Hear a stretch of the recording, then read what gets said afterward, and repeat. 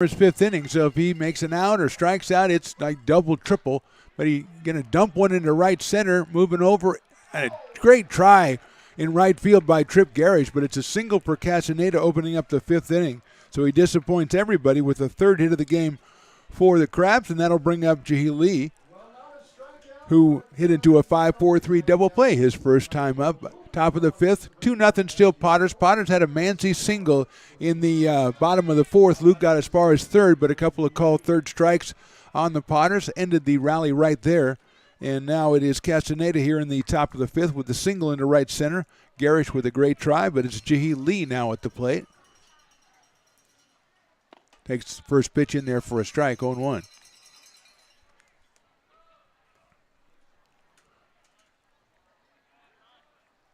Ryan Castillo still out on the mound for the Potters. Throw back to first base, and the runner is back. Cal State Northridge for Jahil Lee as he looks down at his third base coach to get some instruction here. 2-0 Potters. Top of the fifth from McBean Stadium in lovely Lincoln. There goes the runner. The pitch is inside. The throw to second's a little bit high. The tag is down, and he is safe at second base. So Castaneda with the steal. And we have an 0-2 count, so it was a called strike actually. So it's 0-2 on Lee, but Castaneda now out at second base with nobody out here in the fifth. Another good throw, good release by Cole Dillon, just a little bit high. Going to get a timeout as Jahil Lee steps out, steps back in.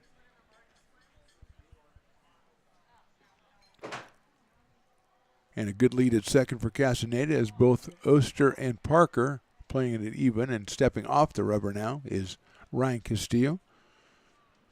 4+ innings of work, 3 hits, 3 strikeouts for Ryan. Breaking ball, Lee chops it foul over by the on-deck circle, and will still do it again at 0-2.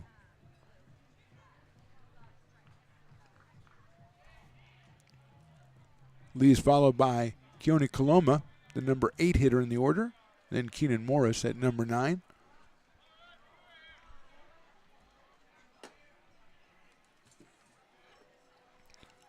Oh and 2. Look back at second base.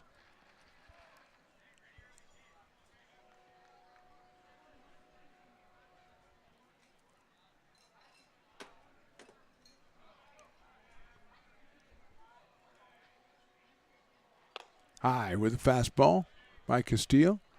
1 ball and 2 strikes. Lee hit into the 5-4-3 double play to end the top of the second inning. Started by Mancy over at third. 1-2 pitch coming up. Inside, almost hit him, 2-2.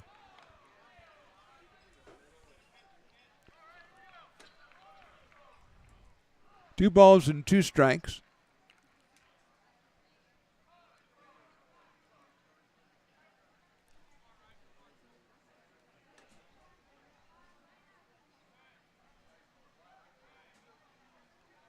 Look back at second. 2-2 pitch, fouled off. One other game in the PEL going underway right now, live in the top of the 6th up in Healdsburg. The Rogues atop the Prune Packers 4-2. Healdsburg won game 1 of that series 8-2 last night. But the Rogues on top in game 2. Rogues will be here on Friday for a 3-game series, Friday, Saturday, and Sunday. 6:35 Friday. 6:05 Saturday fireworks, and 6:05 on Sunday as well. 2-2 coming up by Ryan Castillo. Inside and high, 3-2. So Lee from 0-2 to 3-2. Nobody out here in the 5th inning.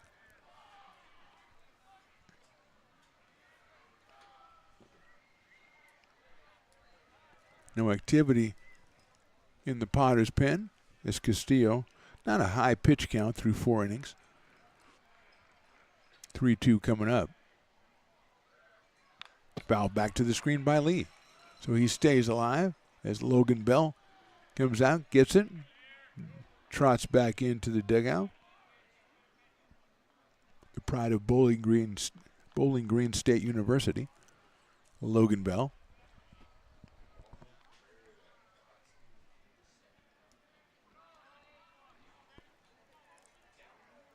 Cole Dillon behind the plate with the signs to Ryan Castillo. Breaking ball's fouled off again by Lee. 3 balls, 2 strikes on the center fielder out of Cal State Northridge.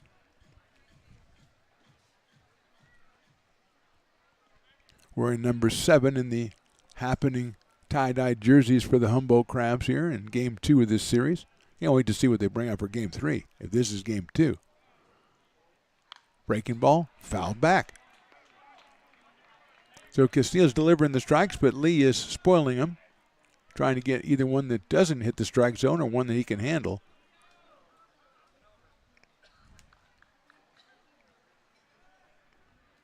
Crabs with 3 hits through 4+ innings, had 11 in the game last night, an 8-5 Potters win.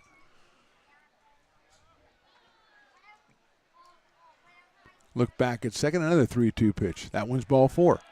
So Lee with an excellent at-bat gets the base on balls. First and second, nobody out, and that'll bring up Keone Coloma, who struck out back in the third. And owing to what we saw last night with the Crabs really expecting a sacrifice bunt here from Coloma.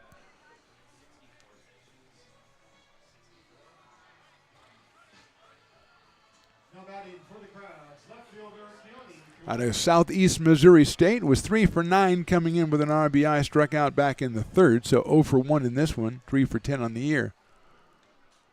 Left-handed hitter out in left field today for the Crabs, and let's see, we got coming in at third is Mancy. He shows bunt, he bunts it up in the air over the top of the screen, so that is considered a foul ball, so it'll be no balls and 1 strike. So Coloma going to stare down at his third base coach once again. He's got Castaneda out at second base. He's got Lee over at first. Potters on top 2-0, but nobody out here in the 5th.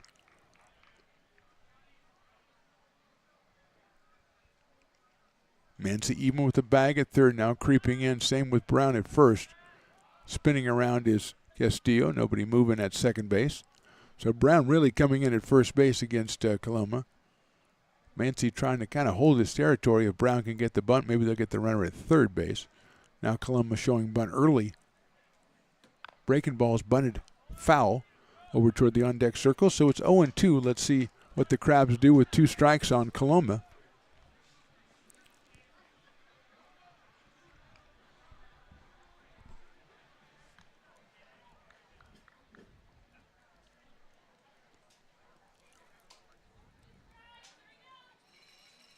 (0-2) on Coloma. Did not play in the game last night.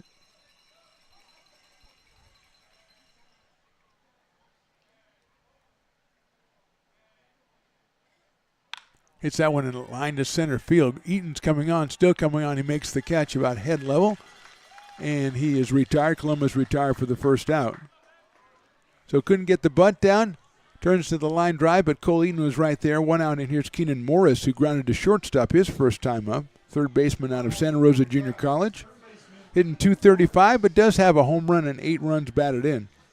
And he's got a runner at first and second, and 1 out here with Jet Ruby, the top of the order, on deck for the Crabs.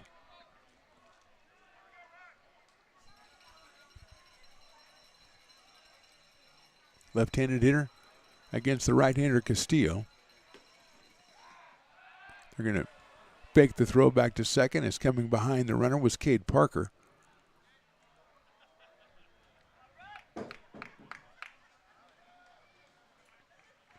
So we'll try it again at the plate, that is, with Morris.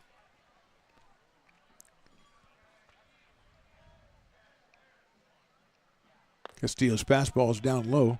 Fastball right at 85 for Ryan. Comes to us out of Los Lunas, New Mexico, and the University of New Mexico. Home of Luke Mancy as well. Also Potter legends like Chase Weisenborn, Jeffrey David, and others. Here's the pitch. Outside and high, 2-0.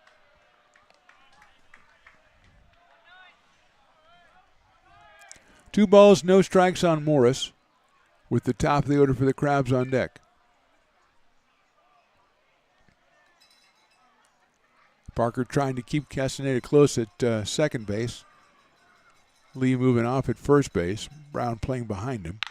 Chopper into the hole. That's into right field for a base hit. Garish comes up with it. Now he boots it, and here comes the runner, Castaneda, and he will score. He was going to hold off at third, and he saw the ball booted in right field, so he comes around to score. First run is in on the second hit of the inning. So no RBI on the play since Castaneda was stopping at third base and only went because he saw the ball bobbled in right, so it's an error in right field. Lee goes to second. He moves all the way to third, so it's first and third, a run in, and here's Jet Ruby, who has flied to center and grounded to second. Leadoff hitter at .393. Up here with the chance to do some more damage as the Crabs have already scored once here in the fifth. Going to throw it over to first base, and Morris is back. Tripp in the right field trying to come up with that one, getting ready to throw immediately, and didn't come up with the ball at first grab. Ruby takes a fastball, and it's outside. Potter's a little bit sore because there were a couple of calls in the bottom of the fourth on third strikes that they felt were outside, and they did not get the outside call on that one. So it's 1-0. Ruby takes it right down the middle. So it'll be 1 ball and 1 strike, 86 that time from Ryan Castillo. Potter's obviously looking for the double play ball to get out of the inning. We have an out. We've also got a run scored and runners at first and third. Chop foul at the plate. 1 and 2. See if maybe they try to send Morris from first base with a runner at third. But now 2 strikes on Ruby.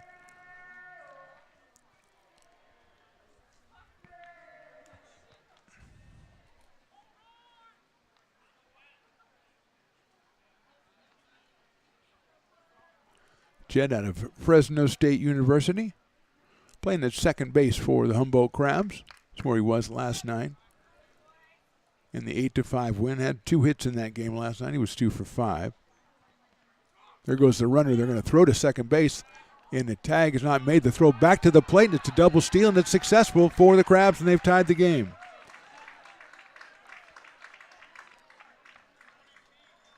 So Lee waited for that throw to go to second base. Cutting across was Parker, but in no position to make a return throw. And Lee took off and scored easily. And this one's tied at 2. And Morris is now at second base with a 2-ball, 2-strike count on Jet Ruby.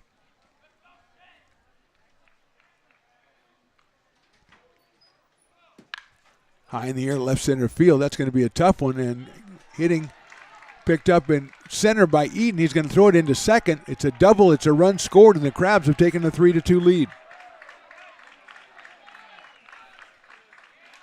Morris scores. It's the third hit of the inning. RBI for Ruby, his 6th of the season. And the Crabs have scored 3 times, still just 1 out.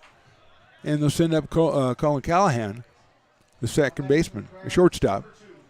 Ruby, the second baseman, Callahan, the shortstop. Right-handed hitter out of Westmont College has walked and popped to second base in this one. First pitch is in there for a strike on the inside corner. 0-1 on Callahan. Billy Ham, the DH, on deck. Perfect placement by Jet Ruby. Sliced that one into left center and got it where Cole Eaton couldn't reach it. Chopper down to third. Nice play at third by Mancy across the diamond, and the ball gets away at first base. A run will score. And going down to second base safely is Callahan.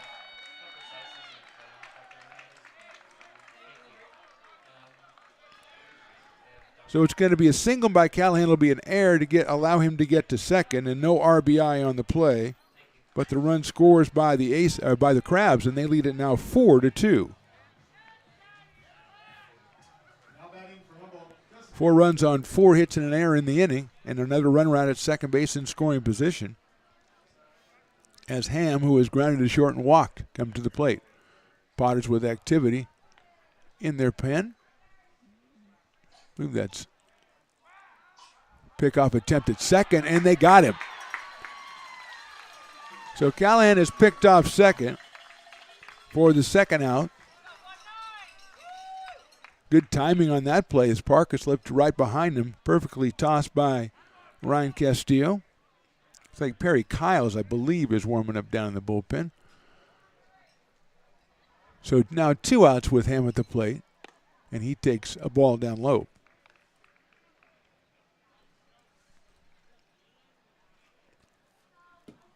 So 4 runs, 4 hits, 2 Potters errors in the inning.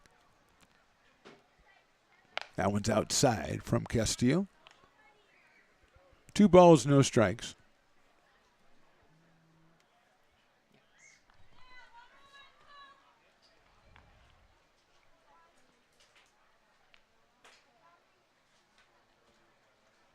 Two and 0 on Ham.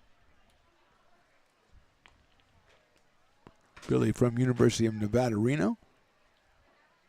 Hitting .421 coming into the game. Takes that one to the dirt, 3-1.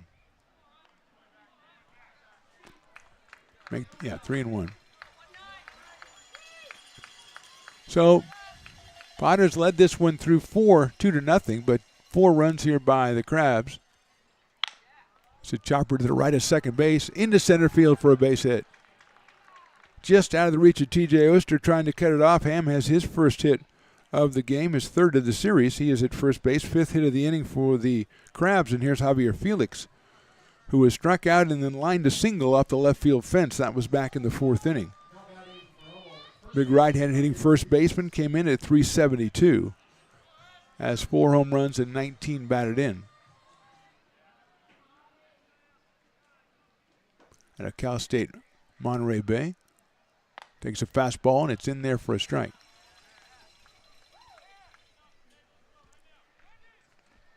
Oh and 1 on Javier. Ripped one off the left field fence back in the 4th. I thought it was gone. Swings and misses at that fastball. 86 from Castillo, quickly ahead 0-2 to Javier Felix. Troy Harding on deck. He would be the 9th hitter in the inning for the Crabs as they have almost batted around here. Big lead at first by Billy Ham, but now Javier Felix steps out.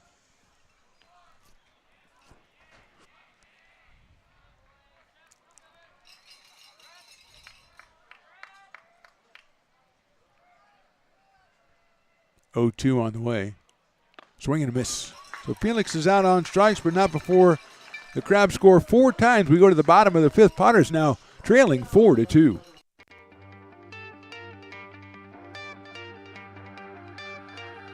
Gooseport Public House. We have sports on 10 big screen TVs, 23 beer taps with classics and crafts, a full bar with creative craft mixed drinks, live music, and most importantly, great fresh food. In downtown Roseville off Vernon Street. Only 15 minutes from the ballpark. See ya at Gooseport.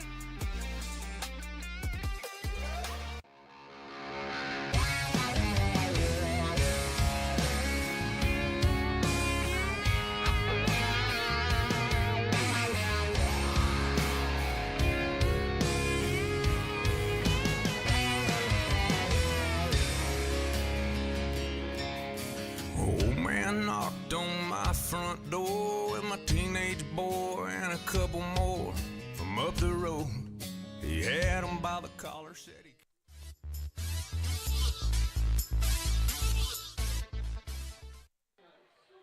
Bottom of the 5th inning from McBean Stadium. Now the Potters find themselves on the wrong end of the score, 4-2, as the Crabs score 4 times in the top of the inning. It'll be the top of the order for the Potters. Cade Parker, Cole Eaton, and Hudson Brown against Logan Solomon, who has gone through 4 innings, given up 4 hits and 2 runs.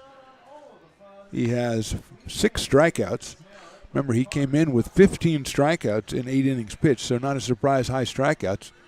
He has just walked 1, no, make that 2.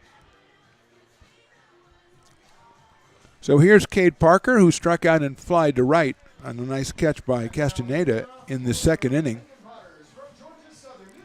Out of Georgia Southern University in Panama City Beach, Florida, Mr. Cade Parker. Outside corner for a strike. 0-1 on Cade. Potters blue and orange white pants and blue socks today against the tie-dye of Humboldt. Swing and a miss fastball. Not quite up to the speed that Logan was throwing at 82 right there, but he is ahead in the count 0-2 as Kyles continues to warm up for the Potters. Cade takes that one high. Back up to 85 on the gun for Logan Salmon.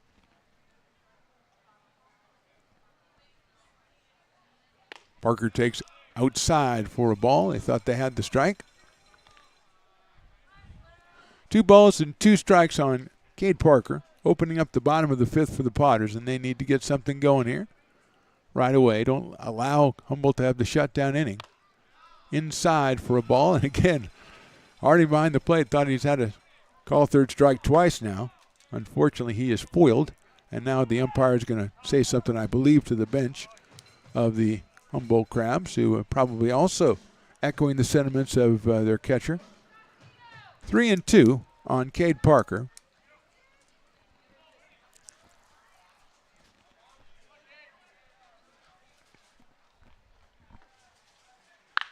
Sharp grounder cut off by Morris at third, over to first, and he got him by a half a step as Cade Parker gets down the line very quickly, but he is retired by Keenan Morris.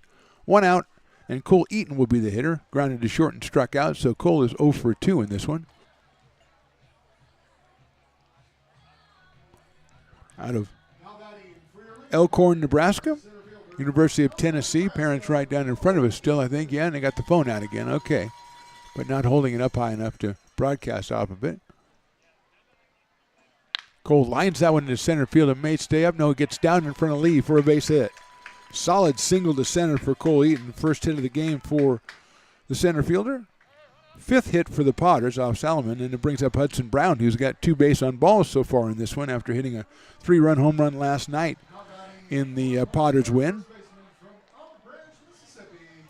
Out of Olive Branch, Mississippi, that's right, in the University of Kentucky, it's Mr. Hudson Brown. Beginning to have some stirrings in the Crabs bullpen as well. Hudson takes a strike, 0-1. He was 0-2 last time and worked a walk, and he is 0-1 this time. Jake Tandy on deck. Potters trailing at 4-2. We're in the bottom of the 5th. The throw's over to first, and Cole Eaton is back.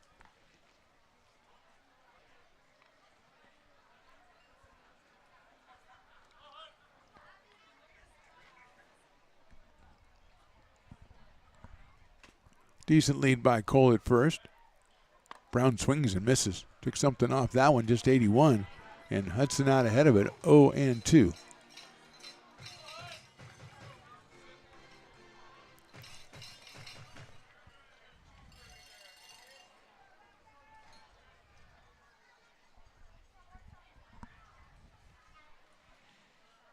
It's a one well to left field. Moving back is Coloma. Still moving back, reaches up and makes the catch going into the fence. A nice play by County Coloma in left field for the second out. Hit well by Hudson Brown. He continues to barrel up the ball, but he's retired on a fly ball to deep left field. 2 outs, Eaton at first, and here's Jake Tandy. Jake singled in the first and then was robbed of a single by Keenan Morris in the third, so he is 1 for 2 in this one. 4 for 5 yesterday, and 534 coming in on the season with 3 home runs. Eaton leads at first. He goes. The pitch is a strike. The throw to second is going to be a little bit too late, I think, and Cole is in there with a stolen base. Harding got rid of it pretty well. The throw pretty much on target, but Eaton just too much of a jump and too much speed. Tandy did take a strike, so it's 0-1 on Jake out of West Sacramento, California, and University of Pacific.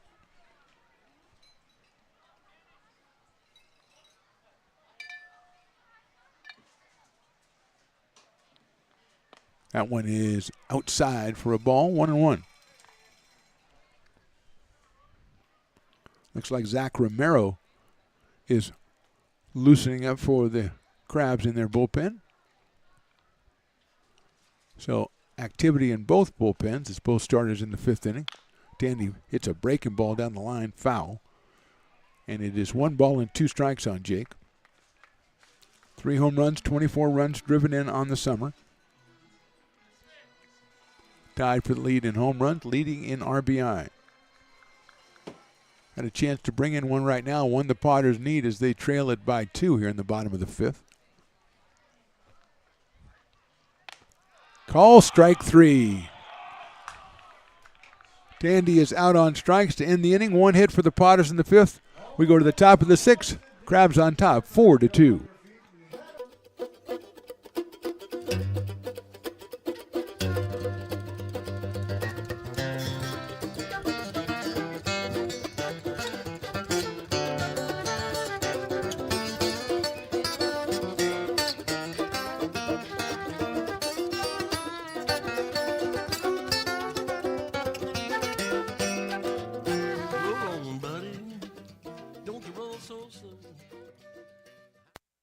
Being a laborer means everything.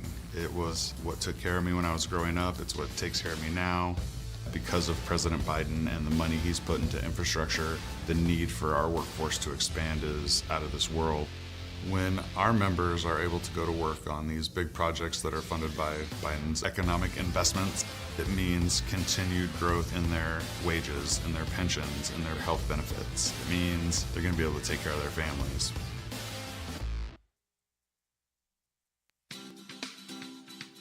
Astro Air Design Incorporated, where you feel the difference. We are a locally owned and operated heating, air conditioning, and custom sheet metal company committed to the highest quality of craftsmanship at a competitive price. Our trained and certified technicians have the knowledge and experience required to install, maintain, or repair your home comfort solutions. Our upfront pricing gives you the peace of mind because you know your price is locked in.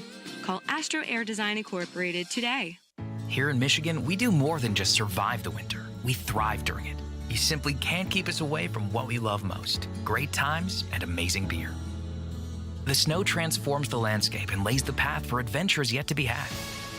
Trails ready to be explored, and freshly groomed hills ready for the first run of the day. And later, as the sun descends, it's time to unwind with great conversation and even better friends. Experience a taste of Michigan winter with Founders Brewing Company, born and brewed in Michigan. Top of the 6th inning, Crabs on top 4-2. Our new pitcher is Perry Kiles. The right-hander comes out of Ethel, Louisiana, and Southern University. Perry's making his 3rd appearance, 2 innings pitched, 1 hit, 1 walk, 1 strikeout, no ERA, and he will take over for Ryan Castillo. 5 innings, 7 hits, 4 runs, 3 walks, and 4 strikeouts. All the damage being done in that top of the 5th inning by the Crabs. They had 4 runs on 5 hits. Potters did make 2 errors in that inning as well. And here's Kyles, who will take on Troy Harding to start off the top of the 6th, and Victor Castaneda and Jahi Lee. So it is 5, 6, and 7 as Harding singled and struck out so far in this one. 4 for 6 in the series so far. He'll take on the right-hander Perry Kyles. Troy out of Sac State.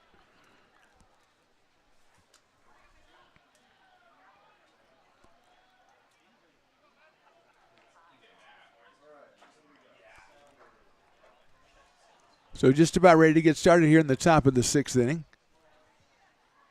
First pitch swung on a big swing and a miss. 87 from Perry Kyles, and it's 0-1 on Harding. 3 for 4 last night, 1 for 2 today. Looks like we're going to have TJ Oster in his final appearances coming out of the ball game, and so I believe is Trip Garish in right field. So we're going to have the 2 guys from the Air Force Academy. This is their last appearance. Potter Legends getting taken out in the top of the 6th inning here. Zach Chamiso going in at second. I think it might be Jacob Doyle in right field. We'll check it out. Probably see if that's number 37 in right field. So TJ and Trip Garish are out.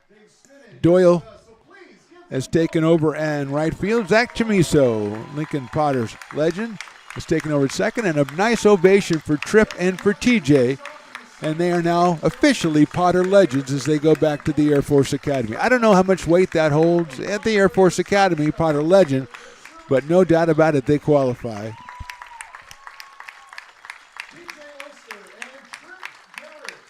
Willie Preston giving them the big Willie Preston send-off.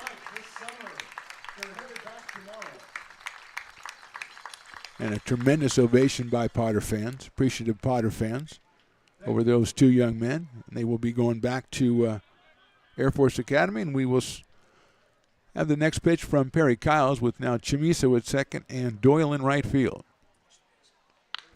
High in the air, left field hit pretty well. Tandy going back, still going back, reaches up and makes the catch in front of the fence. That's what's happening to every ball hit to left field in these two games so far. Looks like they're hit better than they are, and they die out there in left field. So 1 out, and Victor Castaneda will be the hitter. He has flied to right and singled, and he is the goat batter, or the dueling dogs batter, but so far, Willie, he has not delivered for us. A couple of strikeouts last night, but Victor has been on it today. Comes in at 295, 3 home runs, 10 runs batted in, and Kyle's first pitch is in there for a strike. Perry up at 88 miles an hour on that one. G. Lee to follow here in the top of the 6th.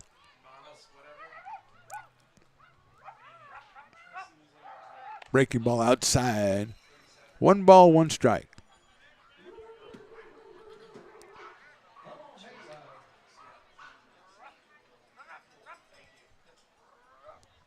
One pitch is in there for a strike, 1-2. So 2/3 of the way toward half off dueling dogs down there at the Brick and Barrel Backyard Beer Garden.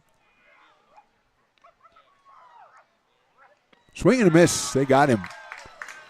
So Castaneda's down on strikes for the second out here in the 6th inning. Thirsty Potter fans make a beeline for the Brick and Barrel Backyard Beer Garden, and with 2 outs, it'll be Jaheen Lee, who has grounded into a double play and walked.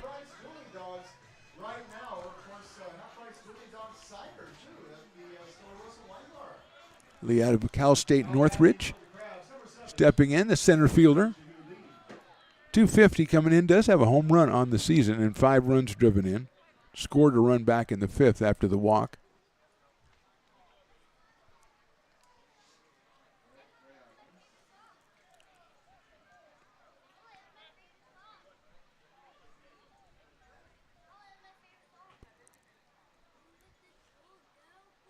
Swing and a miss. Off-speed pitch from Kyles at 80 miles an hour.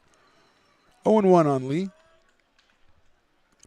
County Coloma would follow Jahid Lee if he manages to reach base. Swings and misses at that one, so it's quickly 0-2. Got Zach Romero loosening up still in the pen for the Crabs. Solomon has gone through 5 innings. Swing and a miss. So good inning for Barry Kyles. A couple of strikeouts. We go to the bottom of the 6th. Potters trailing 4-2.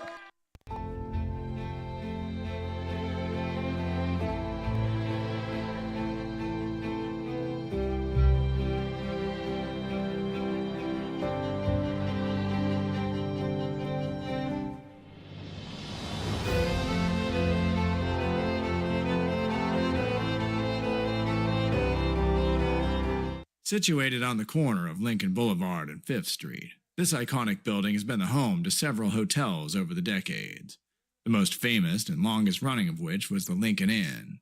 Having undergone several renovations and architectural changes, this building is the current home of Old Town Pizza, which boasts not 1 but 2 floors for your dining enjoyment, including open-air seating on the roof. Stop in for a slice today. Or stop by the Lincoln Museum to see the 300-pound cash register that used to adorn the front desk of the Lincoln Inn. For more great history, visit the Lincoln Area Archives Museum and, by appointment only, take their free walking tour of historic downtown Lincoln. Oh boy, we almost lost one there as the bat spinning race was very, very well contested by our ladies. We've got the one who's getting her shoes back on now. She took a dive right there by Sean White in the on-deck circle. Sean, I don't know if he has medical training, but he almost had to employ it. Zach Romero is on the mound, the new pitcher, the right-hander, taking over for Solomon, who went through 5 innings, gave up 5 hits, 2 runs, 1 walk. Make that 2 walks. And let's see, strikeout-wise, he had 7 of them. So Solomon leaves with the lead, and Zach Romero will bring it in. as we were just still stunned by that bat spinning race. Was fantastic. Zach is out of UC Davis.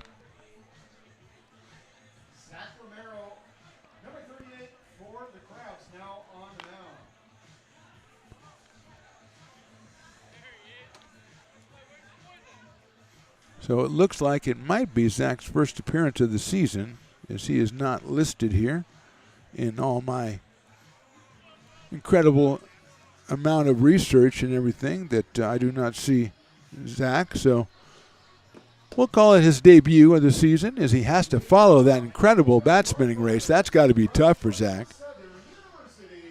Here's Sean White. He'll be followed by Luke Mancy and then Jacob Doyle, who came on for Trip Garish in the top of the inning. Romero working from the stretch. Big guy out there. Fastball inside. 88 from Zach Romero. White tripled in 2 runs in the first, then struck out in the third, so Sean 1 for 2. It's a line drive into left field for a solid base hit.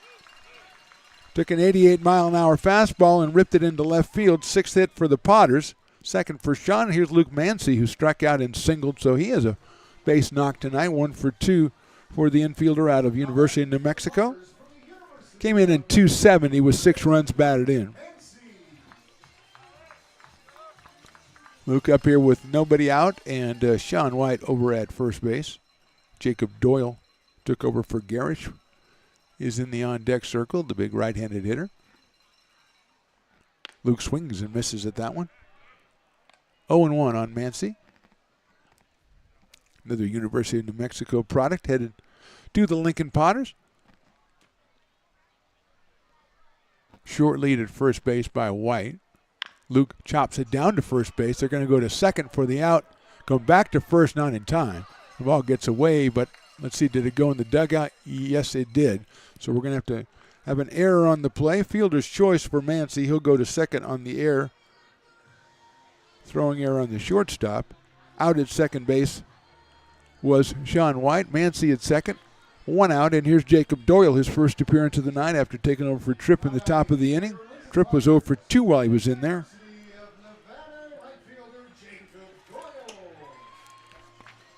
Jake was 2 for 4 last night.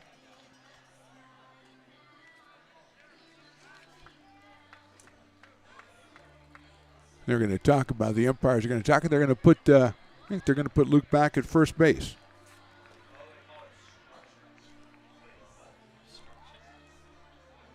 So no error on the play. Luke's going to go back to first base after a consultation by the umpires.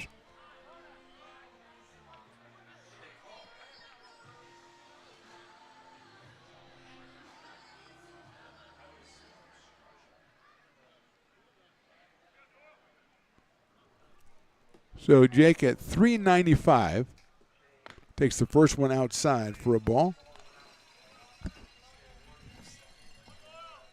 Maybe they just decided the ball was not out of play, so there was not an extra base awarded.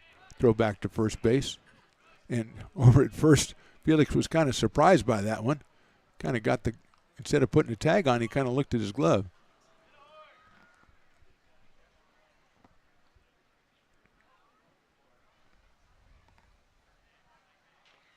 High and inside the fastball, 2-0 on Doyle.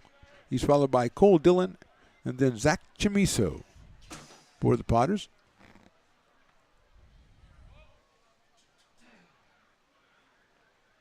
That's a line drive to left field that gets down in front of the left fielder for a base hit. Might have broke a bat on that one. So Doyle has a base hit, second hit of the inning for the Potters. Mancy makes it to second after all. And that'll bring up Cole Dillon. Cole has struck out and singled in this one. Took a call, third strike back in the bottom of the fourth inning. It was one of the couple that the Potters did not agree with the call by the home plate umpire. T.J. Oster met the same fate after. Zach Chimiso moves out into the on-deck circle, but right now it's Cole Dillon. Came in at 241, a home run and 6 runs batted in for Cole. Out of Rockwall, Texas. Takes a breaking ball, and that's in there for a strike from Romero. We are in the bottom of inning number 6. Crabs scored 4 times in the 5th to take a 4-2 lead after the Potters put 2 on the board in the bottom of the 1st, and that had held up until then. 0-1 coming up. Inside, Cole Dillon moves out of the way of an 87-mile-an-hour fastball. Makes it 1 ball and 1 strike.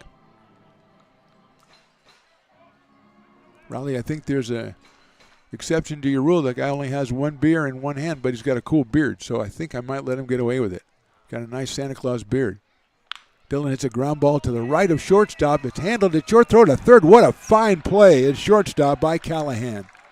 Only play he could make, and he got to the ball and threw to third for the force. It's a fielder's choice for Dillon. He's at first base. At second now is Doyle, but an excellent play by Callahan. And here's Zach Chamiso for his first appearance of the season, the Lincoln High product. Most recently, I think, from UC Riverside. So Chamiso, the Lincoln product. I haven't had a Lincoln product. Well, Evan Oden, I think, pitched a couple of innings for the Potters this season, but that's the only Lincoln product I think we had. There goes the runner. The pitch is outside. The throw to second or third. The tag is made, but missed him at third base in the steal for Jake Doyle. Staying at first was Cole Dillon. So Doyle now 90 feet away. Harding got rid of that one pretty fast, but Doyle just a little bit too much of a jump, and it's 1-0 on Zach Chamiso. Big chopper down to first base. Felix has it. It's going to be tough to get Chamiso. He dives. He is safe at first base. Chamiso with an RBI. Scoring as Doyle. That stolen base comes in handy. Chamiso with a single and an RBI. Looks like the manager's going to go out and check. I thought he got in there. And then the ball came out of Felix's glove, but I think that was after he tried to make the tag anyway. So they're going to talk about it, but I don't know that there's much that anybody can do about that one. Chamiso hit it high enough. Didn't hit it far, but he hit it high enough. And Riley, the engineer, the biggest Zach Chamiso fan, says, yeah, my guy bounced it just high enough to make it, and it's a 4-3 ball game. 3 hits in the inning for the Potters. Chamiso gets the RBI, and here's Cade Parker. Humboldt skipper having a couple of words with their home plate umpire. I'm sure they're convivial. Have you tried Old Town Pizza? It's excellent. You guys should try it while you're in town. Okay, thank you. All right. It's almost like we had a wire on those guys. Almost, which is the next thing we need to do, Riley the engineer. We need to mic up the umpire. I'm sure they won't mind. Parker takes a breaking ball. Beautiful pitch in there for a strike. Cade has struck out, flied to right, and grounded to third. So he is 0-4-3 in this one. 2 home runs, 10 runs batted in for the native of Panama City Beach, Florida. He's got Dillon at second. He's got Chamiso at first. Cade comes in at 348 for the summer out of Georgia Southern University. Takes that one in the dirt. 1-1. Troy Harding behind the plate for the Humboldt Crabs in their tie-dye jerseys. You just like a team that wears tie-dye jerseys. I know we're against them, but you just like a team that does that. Swing and a miss at a big breaking ball. Slider outside, 1-2. I rooted for Lithuania many years ago. I know that's not popular to say now, but they had the tie-dye jerseys. I was a big fan. 1-2. I think Shermanus Marshallonis was on that team, who was later a King. 1-2 to Cade. Line drive, one hopper. What a play by Morris. A do-or-die swipe at it, and he comes up with the play and saves the run. Morris, another Gold Glove play at third base, but the Potters score once. We go into the top of the 7th. Potters trail 4-3. Hi, Bill Evans, President of the Placer County Association of Realtors. We're in the store, our conference facilities, an amazing team helps keep together an amazing organization, and we thank them all. This organization can't do what it does and can't run the way it runs without the help of so many members volunteering their time. The success of the Placer County Association of Realtors is largely dependent on our active volunteer members to help our organization and industry. The work of our committees greatly impacts our ability to champion efforts across the board and giving back to the Placer County community wherever we can. Like all service organizations, I wanted to serve. And getting involved with the affiliate committee was the perfect way to do that. I love being able to serve my community with my business friends and other leaders and give back to those who are in need.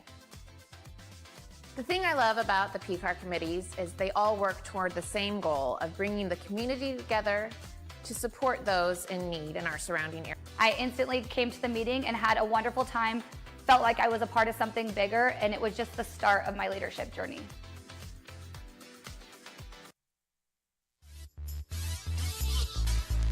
Moving along to the top of the 7th inning as the Crabs will use a couple of very nice defensive plays to keep the Potters at bay, although Lincoln does cut the lead to 4-3. Perry Kyle's out for his second inning of work. He'll take on Keone Coloma, Keenan Morris, and Jet Ruby, 8, 9, and 1 here in the top of the 7th inning. Perry came on in the 6th inning, struck out 2, and got a fly ball to left field from Harding. So got a 1-2-3 inning.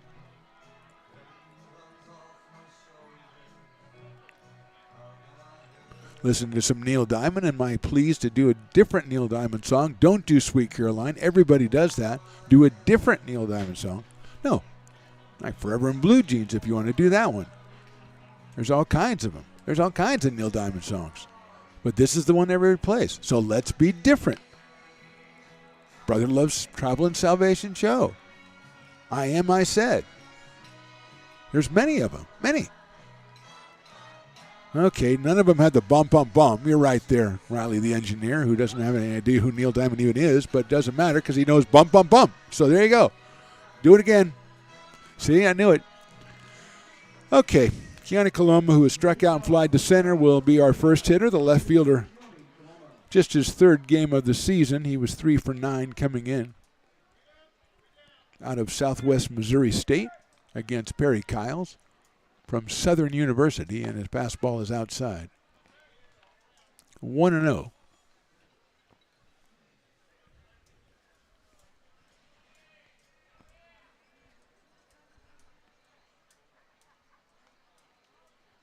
Cole Dillon behind the plate for the Potters in this one. Fastball misses outside. 2-0. Mancy at third, Parker at short, Chamiso now at second, Hudson Brown at first, Jacob Doyle right field, Cole Eden center field, Jake Tandy left field, Cole Dillon behind the plate, 2-0 pitch. Hit sharply on one hop at second base. Chamiso handles it. Over to first for the out. So 1 out here in the 7th inning, and Keenan Morris, who just made a tremendous defensive play. It was kind of a do or die, close your eyes and swipe it, but it was an excellent play. And after Callahan's Gold Glove play at shortstop right before it, it's a pretty good 1-2 punch for the left side of the Crabs infield. Here's Keenan Morris. He is grounded to short. He has singled.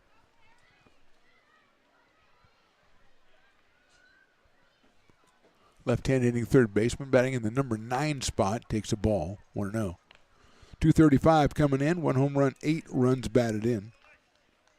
He singled back in that 4-run 5th for the Crabs. Takes outside, 2-0. Intern Nia behind home plate, trying to get the best action shot she possibly can. Trying to move up the intern rankings. She's currently number 6, which is respectable. It's a very good, very good class of interns this year. It's tough. It's very cutthroat. Dog eat dog. In the dirt, 3-0.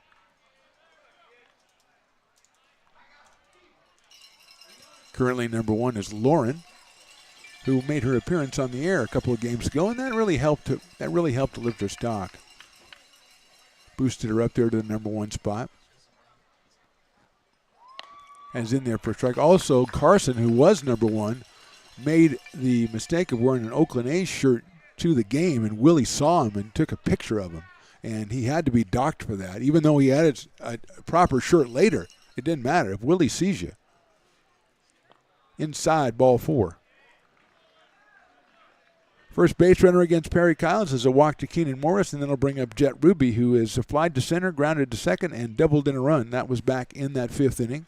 So he is 1 for 3, 3 for 8 for the series. Jet out of Fresno State playing second base. 393 coming into this game.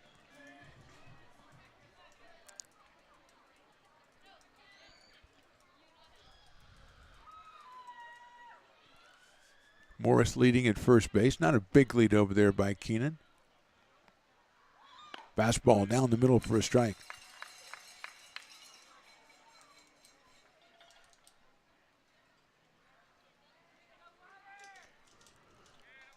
Updating some scores. Bottom of the 7th inning. Rogues taking on the Prim Packers. They're leading them 4-3. That's up in Healdsburg. That one is in the dirt, knocked down by Cole Dillon. Medford lost the opener. Healdsburg 1-0 in league play. Potters 1-0. Solano 2-1. West Coast Kings 1-2. As for West Coast Kings, won last night 3-0. And then Humboldt 0-1, and also Medford 0-1. But both teams that are 0-1 are leading currently late in the game today.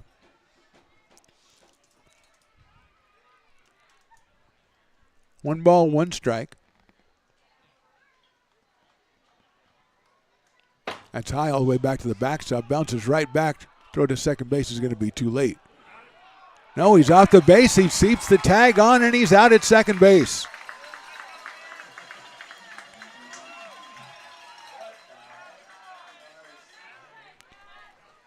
So he was too late at first, and then Morris either overshot the bag or tried to get up, and the tag stays on him. And the Potters have taken advantage of both games of base running mistakes by the Crabs. They've had people thrown out at home and picked off bases early in the season, early in the summer, and it makes the difference in some of these games. Potters still trailing this one 4-3, but they've benefited from a couple of base running mistakes, picked off a runner. And I guess that qualifies as picked off as well. So 2-1 on the hitter, Jet Ruby. Kyles will go back to the windup now with no base runners. That's fouled out of play, so he's 2 balls and 2 strikes. Colin Callahan on deck.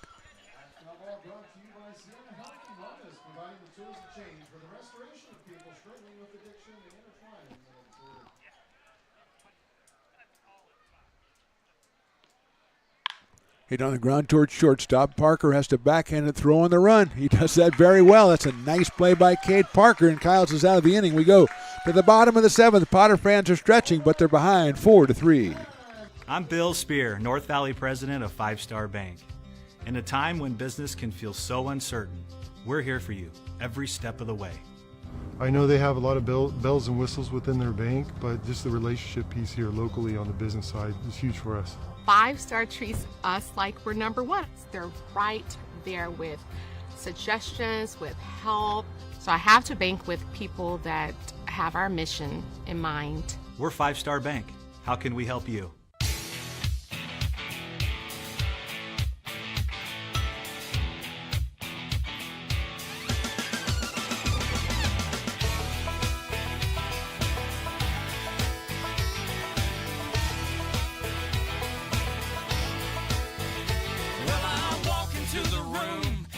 Out $100 bills, and it kills and it thrills like the horns on my Silverado grill. And I buy the bar double. Zach Romero back out on the mound for the Crabs. They lead it 4-3 as we go into the bottom of the 7th inning. Potters fans getting the stretch, including the Eatons right in front of us, who are enjoying the R.C. Willey couch for the day as they come out to watch their son Cole, who coincidentally is leading off here in the 7th. He'll be followed by Hudson Brown and Jake Tandy as the Potters attempt to pull out win number 2 of this series. Eaton has grounded a short, struck out, and lined a single, so he is 1 for 3. Single back in the 5th inning, sold second, but ended up there after Brown flied out and Tandy struck out. Logan Solomon went the first 5 innings, 5 hits, 2 runs, 2 walks, 7 strikeouts. Romero came on in the 6th, gave up a run on 3 hits. Swing and a miss by Dillon. Had some incredible defensive plays also behind him in that inning, did Zach Romero. 0-1. Cole was .274 coming in, has 17 runs batted in. Sharp grounder to the left to short into center field for a base hit. So Cole is 2 for 4 now with 2 hits in a row, 1 in the 5th and 1 in the 7th. That is hit number 9 for the Potters. And here's Hudson Brown, who walked twice and then fly deep to left field on a nice catch out there by Coloma back in the 5th inning. So Hudson swinging a good bat, homered last night. Also had a single in that game. Takes an off-speed pitch in there for a strike from Romero. Just 73 miles an hour on that one. 0-1 on Hudson Brown, who came in at .318. A home run and 11 runs batted in. Throw to first base. Back is Cole Eaton. See if Dad is filming him running the bases. Yep. Got the phone out. We could broadcast off the... I've got to kind of crane my neck there, and that's too much for an old fella. Brown takes a ball outside. Eaton stole a base back in the 5th inning after he singled, so I'm sure the Crabs expect him to try more of the same. Trying to get that lead onto the turf. Out of the cutout over at first base. There he goes. High fly ball left field again. Moving over is Coloma. Reaches up and makes the catch right in front of the fence again. That's an excellent catch out there. That was not easy. That ball spinning back with the left-hand hitter. He's slicing that back towards you. And Brown with another fine barrel, but Coloma robs him of the base hit. Staying at first is Eaton, or going back to first is Eaton, and now Jake Tandy will come to the plate. Last night was Castaneda. Tonight it's Coloma, but the Humboldt left fielders are playing excellent defense. Going out to talk to Romero is Harding, and the umpire says, okay, I'll let you talk for a little while. It's getting a little late. You know, it's Wednesday night. I think the Masked Singer is on or something. I got to get home, check out Top Chef or something. Umpires always have a full queue. When they get home from the game, they got stuff to watch. That's part of being an umpire. Tandy is singled, grounded out, and struck out. And Romero throws it maybe 942 miles an hour over to first base, but back in is Eaton.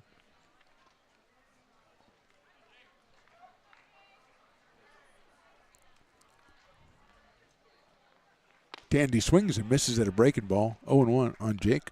Comes in at 534. Is 1-for-3 tonight. 4 for 5 last night in the Potters win, 8-5. He's got Eaton at first, and Cole looks like he's got the edge.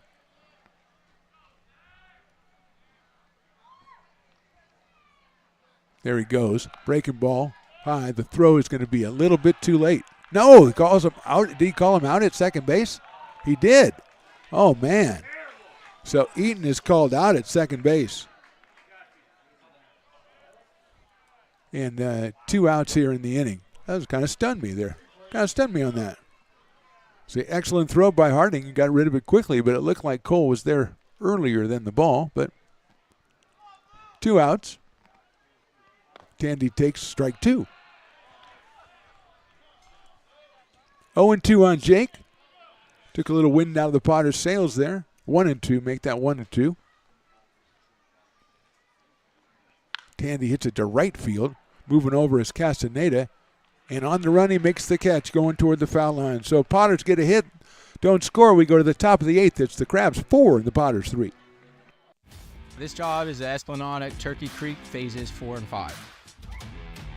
Our scope of work for this project is full scope, so we've got all the underground, all the joint trench, and all the top side included with it. We're putting in sewer pipe, manholes. We're not doing services yet. We go through and do all the main line, and then we come back and do all the services after that. I would say this project right here, the one we're working on, is probably about a 2-month project. It's very costly to the developer, so beating the schedule is very important, more important than most projects. It's got a lot of groundwater, so we've got an extensive groundwater pump system in place. It's just cool to be a part of the built environment and know that for the next 100 years that people are going to use and enjoy what we've created here today.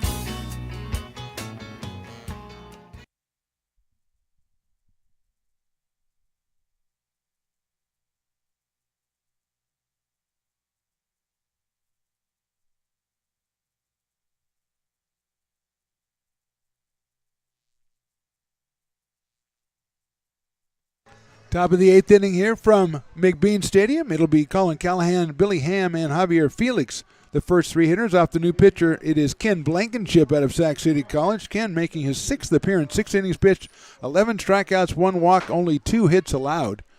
And he will be facing Colin Callahan here to start off the top of the 8th inning.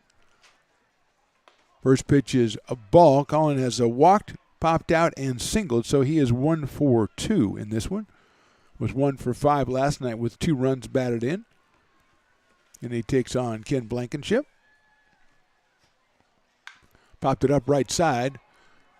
Right fielder Doyle coming over toward the line, and in foul territory makes a fine running catch about knee high down the right field line. So Callahan is retired on a fly ball to Doyle for the first out, and that'll bring up Billy Ham. Blankenship out of Lodi, California, and Sac City College. Billy Ham has grounded to short. He has walked and he's singled. 1 for 2 in this one. Out of Nevada, Reno. 421 coming in. Had 2 hits in the game last night. Left-handed hitter, DHing tonight against Blankenship. Breaking ball, strike. Just 2 hits allowed in 6 innings. 11 strikeouts, 1 walk for Blankenship. No wins or losses or saves for Ken. Fouled out of play, 0-2.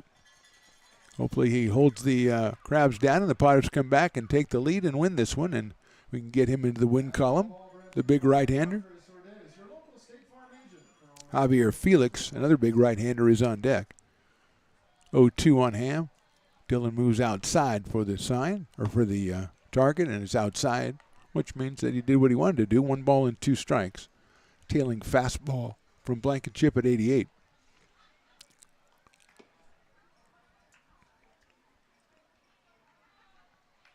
No home runs for Billy Ham. 8 runs batted in.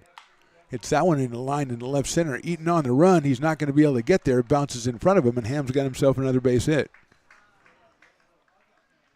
Second hit for Ham tonight. That is hit number 8 for the Crabs, and that'll bring up Javier Felix, who has struck out twice and singled.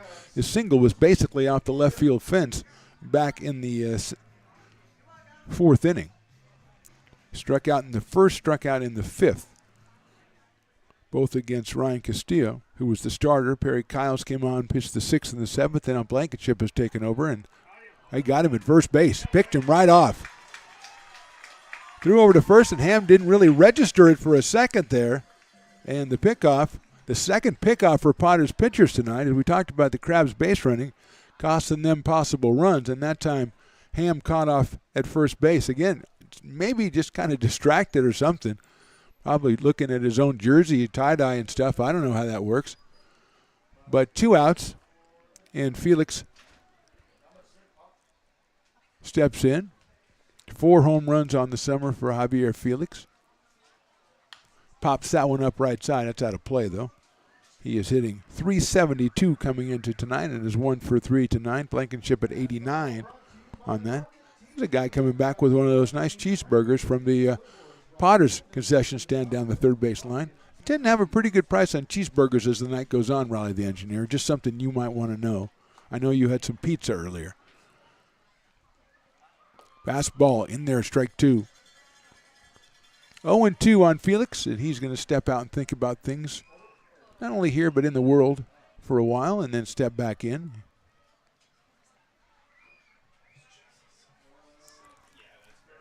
Blankenship out of the stretch. Slider just misses. Almost got Felix to go, but Javier held up, and he is 1 ball and 2 strikes now. Troy Harding on deck in case Felix gets something going here in the top of the 8th for the Crabs, who lead this 4-3. Popped up left side.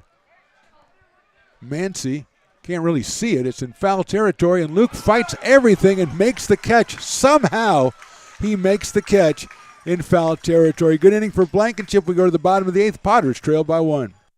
American River College is a top-tier community college sports program that provides student-athletes with the opportunity to thrive both athletically and academically. ARC Athletics is currently ranked 5th in the state and 2nd in Northern California. With over 19 sports programs, our athletes compete with the region's best athletes. Our diverse and dedicated coaching staff helps athletes develop the skills necessary to compete at the next level. Start your community college athletics journey with us. American River College, Sacramento's best athletic program.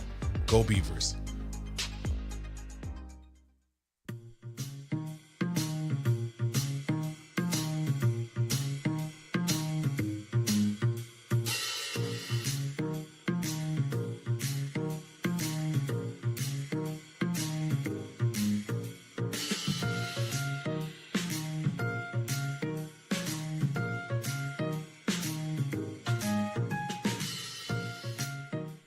When it comes to your home's maintenance and repairs, Jeffers Resource Group has you covered. Our handyman services offer a comprehensive range of expertise, from minor carpentry to drywall, electrical and flooring for property managers, landlords, and renters alike. We ensure that every job is completed to the highest standards, so you can have peace of mind.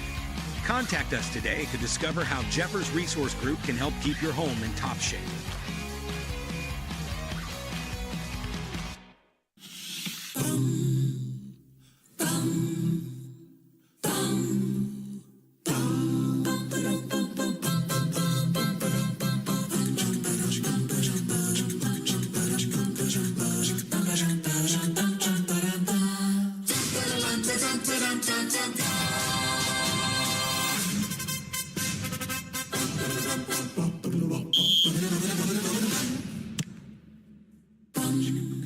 Hey, Potters fans, want to keep restoring and renovating historic McBean Stadium? Now you can become a member of Friends of McBean. Annual membership start at $50. Get a 4th of July Potters t-shirt and 4 Potters tickets. Become a member now at friendsofmcbean.org.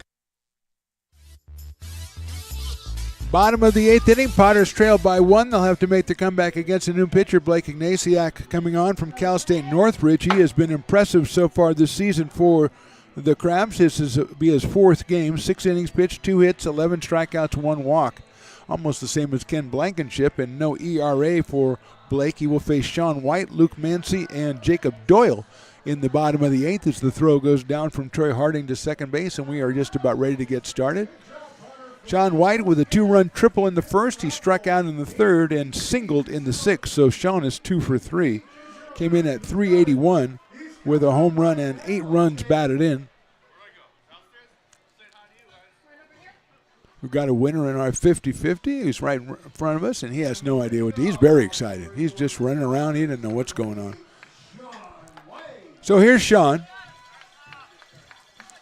out of Georgia Southern, out of Niceville, Florida. Outside for a ball. 92 from Ignatiak, but misses the strike zone, so it is 1 ball and no strikes on Sean. Coming off a 3-hit game in his last appearance, back on the 14th. It's a short grounder, soft grounder out to short. Callahan comes in on the run, throws to first, gets him by a step.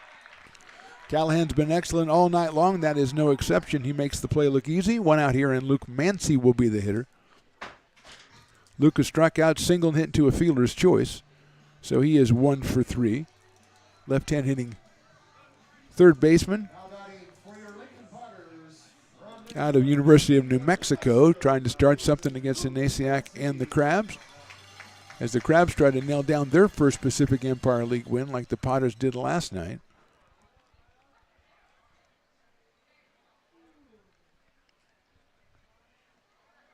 Mancy takes a breaking ball in there for a strike.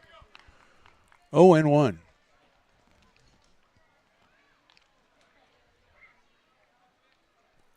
Activity in the Potters bullpen after Blankenship pitched the 8th inning. Mancy takes it outside. 92 again from Ignatiak.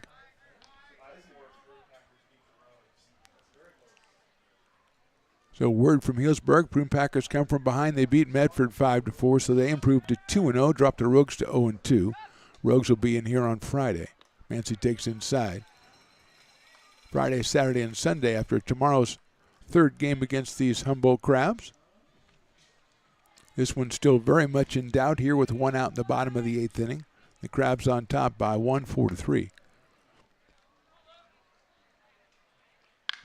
Ball hit well by Mancy to left field. Coloma going back. He's got room, reaches up, and that one is caught by Coloma in left field. What a play. We've talked about it all night long. Castaneda last night, Coloma tonight. Left field, a real strong defensive effort from the Crabs, and that saved probably a double from Mancy. I don't think it would have gone out of here, but Coloma taking a double away from Luke. 2 outs, and here is Jacob Doyle, who came on in the 6th for Trip Garish and singled as we say goodbye to Trip Garish and TJ Oster as they return back to the Air Force Academy tomorrow. And we salute them for their service and for their effort as Lincoln Potters. Now they are legends. Doyle takes a slider outside for a ball. Luke Mancy hit that very strong to the opposite field. And Coloma just enough room to make the catch.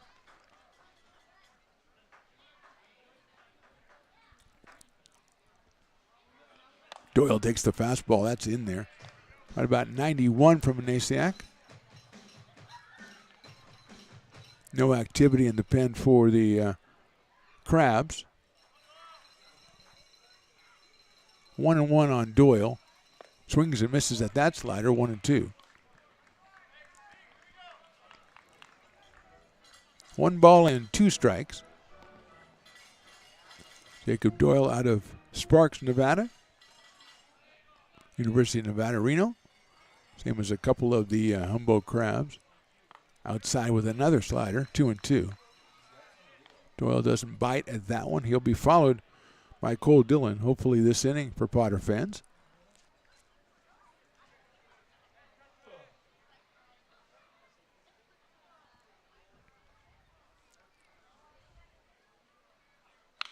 That's lifted on the air to right field, short right field.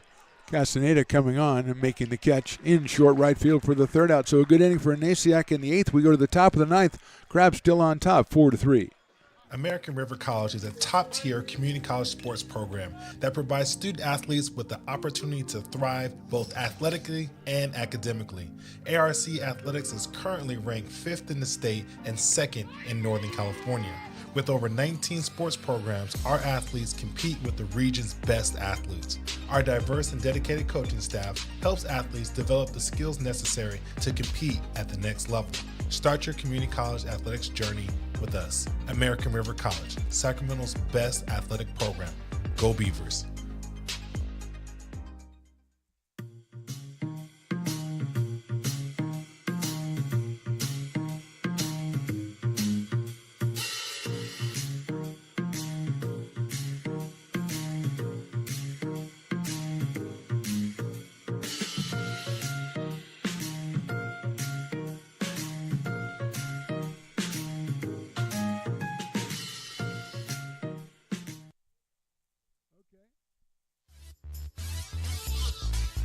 Making our way into the top of the 9th inning out here from McBean Stadium in Lincoln, California. Mark the Phantom here with Riley the engineer. Troy Harding, Victor Castaneda, and Jahil Lee will be the first 3 hitters against Ken Blankenship out for his 2nd inning of work for the Potters.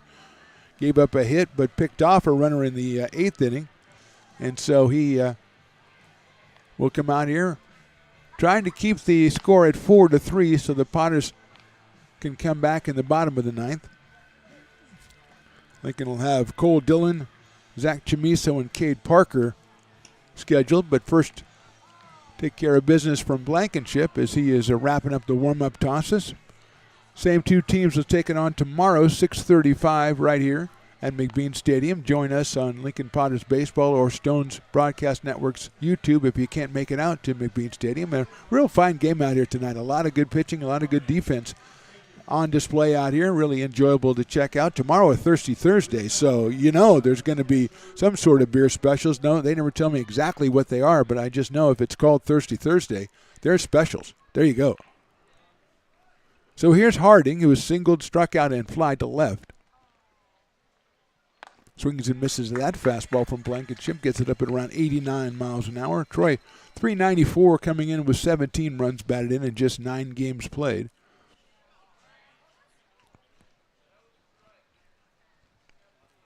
0-1 coming up from Blankenship out of Lodi, California. That is in there for a strike in Sac City College. And he has been very impressive this summer season. Ahead of Harding, 0-2. Troy was 3 for 4 last night in the Potters win in game 1 of this series. He'll ask for time. Defense straight away, deep in left, but medium deep in right and in center. Lifted down the right field line. Should be a foul ball. And giving chase was Doyle, and he got into that crazy bullpen area with the pitching mounds and everything, so he kind of took it easy, and probably advisedly so. So we'll do it again at 0-2 when Harding gets back to the plate. He's going to pick up his bat on the way back, which I think is a good idea. Top of the 9th inning here from McBean Stadium. Potters got 2 in the first inning, 4 in the 5th for the Crabs, and 2 for the Potters in the, or excuse me, 1 for the Potters in the 6th. And that has been our scoring.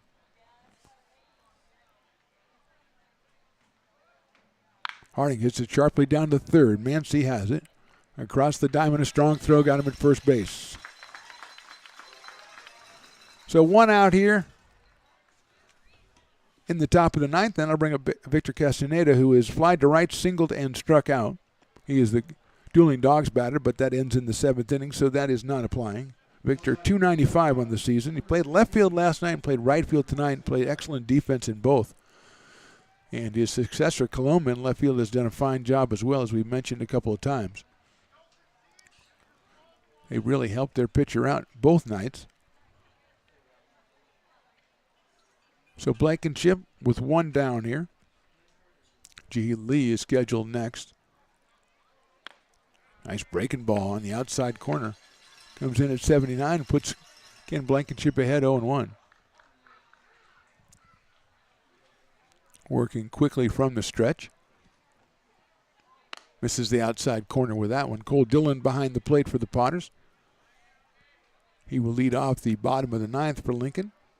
Hopefully with just a 1-run deficit. Swing and a miss. Castaneda behind that fastball from Blankenship. Came in at 88.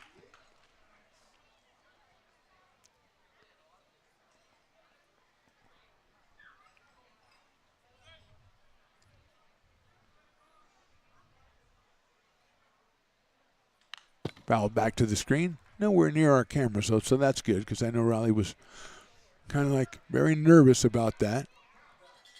As Logan Bell doing his job. Yeah. Riley with his hands shaking, but his hand's always shaking. I mean, come on. If you don't have a piece of pizza in it or a hot dog from Fat Cat, his hand's always shaking outside from Blankenship. 2 balls and 2 strikes.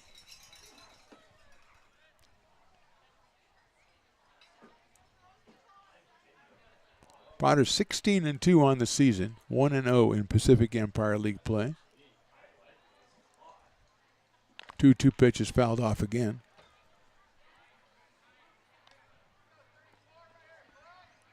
A lot of activity the rest of the week. Tomorrow, of course, Humboldt, and Friday at 6:35. It's the Medford Rogues in town. They'll stay around to play Saturday at 6:05 and Sunday at 6:05. Saturday's fireworks. Go to LincolnPotters.com for tickets and for information. Swing and a miss. Got him on strikes. First strikeout for Blankenship. That at 89 miles an hour. And Castaneda is down. And here's Jihi Lee, who grounded it to a double play, walked and struck out.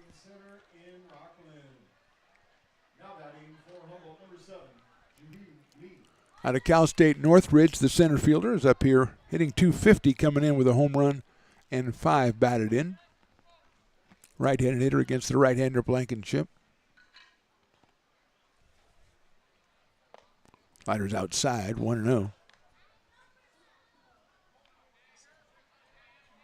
Potters after Sunday, then have a day off, then Tuesday I think they take on the Mudcats.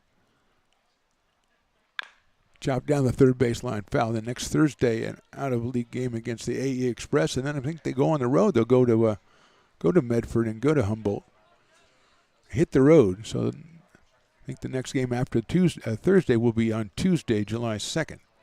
And then, of course, the July 4th, I think the July 4th game this year is against the Mudcats.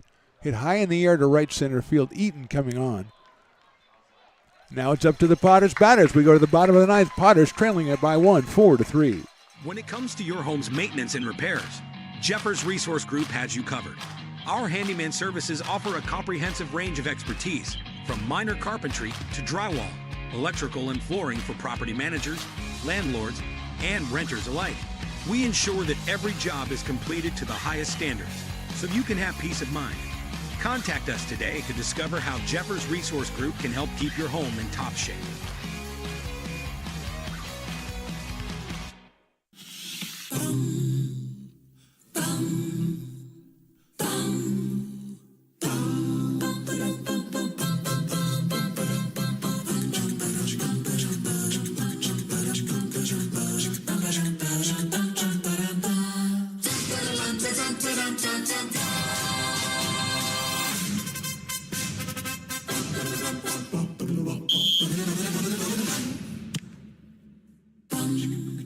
Hey, Potters fans, want to keep restoring and renovating historic McBean Stadium? Now you can become a member of Friends of McBean. Annual membership start at $50. Get a 4th of July Potters t-shirt and 4 Potters tickets. Become a member now at friendsofmcbean.org.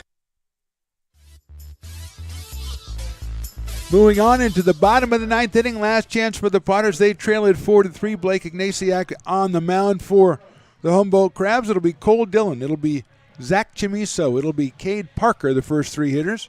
And hopefully the Potters can score twice out of those 3 hitters, and that'll be it. But if not, then Cole Eaton might get a chance. Ignatiak has been very impressive on the season. 7 innings pitched now, just a couple of hits. Didn't get any strikeouts. He got a long fly ball from Mancy, the ground out from Sean White, and a fly out from Jake Doyle. So here is Cole Dillon, who has singled, struck out, and hit into a fielder's choice. A tremendous play by Morris at third base.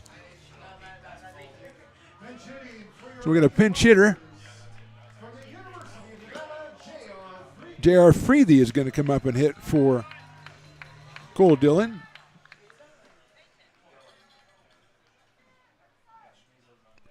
So Freethy takes the strike.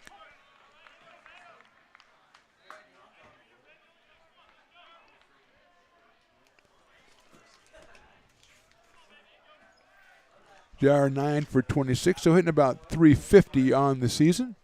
Takes outside for a ball, 1-1. Zach Chimiso on deck.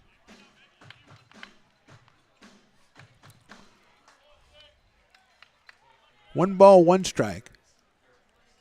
Pinch hitter leading off the bottom of the ninth. Outside, ball 2.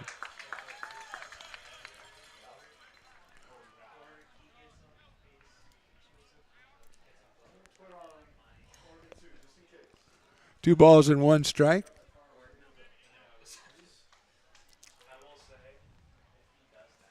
JR swings and misses at the fastball. 91 from Ignatiak. Topped out at 92 so far tonight. And JR's 2 balls and 2 strikes.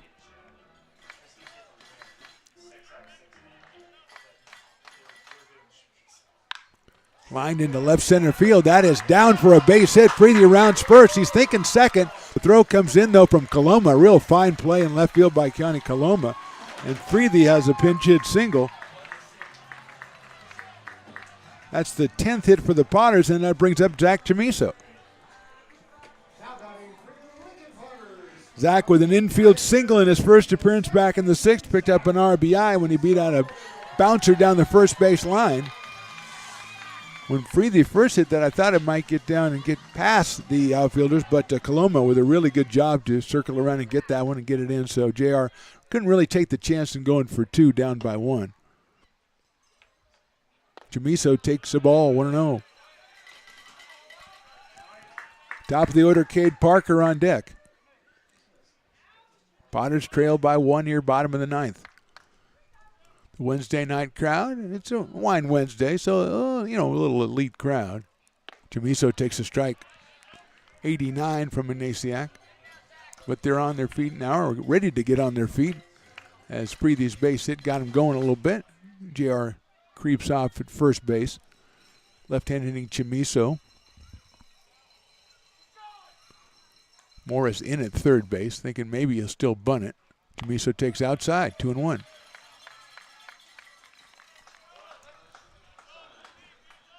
It's Ignatiak's game as there's nobody warming up in the Crabs bullpen. Potters have had Blankenship for 2 innings, not warming anybody up. They've had a couple of guys up and throwing, though, so maybe if they need to go next inning, they would have somebody ready. Goes. There's the throw to second base. It's going to be close. He is safe at second base. The ball rolling away from the shortstop, Callahan, as Preethy got into second base, and that was very close. And had he held on to the ball, I don't know if I like our chances, but still, he's in there. Harding got rid of the ball quickly and was right on line.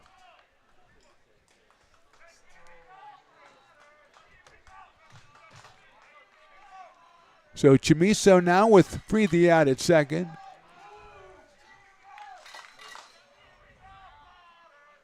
Swing and a miss.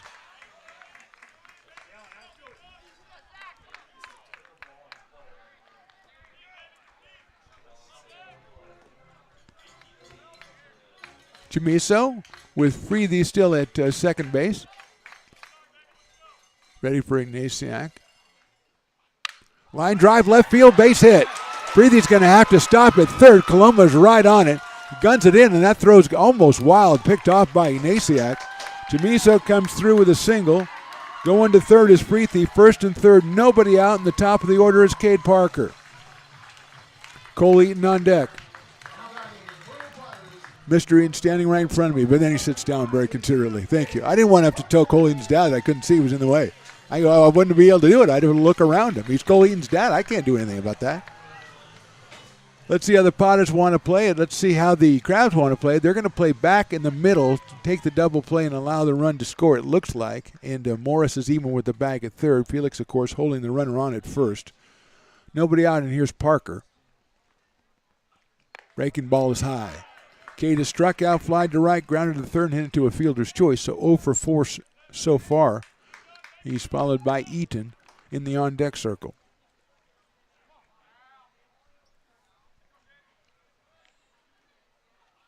Parker takes a strike. He does not agree with that. Looked pretty good. Pretty good pitch, 1-1. 90 miles an hour from Ignatiak.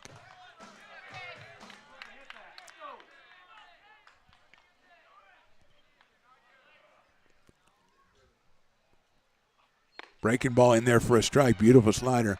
1-2 on Cade Parker. Still kind of steaming over that other call, so he's got to get back into it here as the Potters need a run to tie this one. 2 of them will give them the game.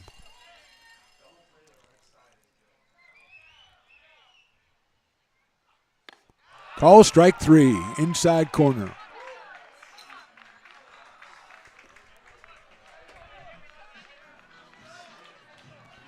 So that puts a little more pressure on Cole Eaton as now a double play ends the ball game.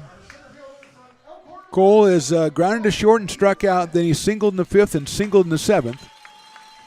And he's up here with a chance to tie this one for the Potters. Hudson Brown to follow. But now 1 out here. Ignatiak with his first strikeout. Eaton takes a fastball in the inside corner at 90, 0-1. So Ignatiak making out his heavy artillery here when he gets in trouble. He got the strikeout for Parker, and now he's 0-1 on Cole Eaton. Eaton was 17 runs batted in and a .274 average coming in, and he's 2 for 4 tonight. Swing and a miss on the slider, 0-2.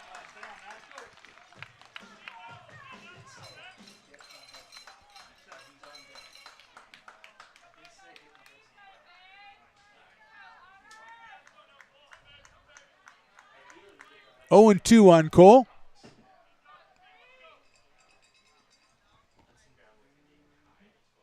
Here goes the runner. Outside, wild pitch gets away. Here comes the running from third. He's going to score. There's nobody there. The wild pitch allows Preethy to score. Chimiso will get credit for a stolen base. And now the winning run, potential winning run, is at second base. A 1-2 count on Cole Eaton. I don't know if the fact that Chimisa was going affected that pitch, but that was way outside. And in this stadium, when it hits the backstop, it usually comes right back, but that one bounced out toward first base, and alertly Freethy at third took advantage, nobody covering the plate, and scored the tying run. Outside again from Ignatiak, 2-2.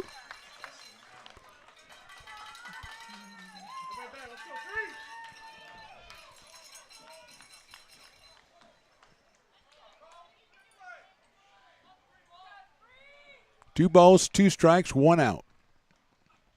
Swing and a miss. Eaton is down on strikes, 2 outs. And here's Hudson Brown, who's walked twice and fly deep to left twice.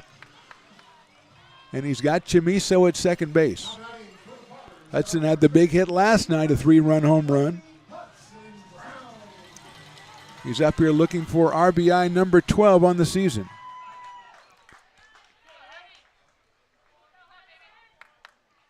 Inside, ball 1, 1-0. Jake Tandy on deck if needed.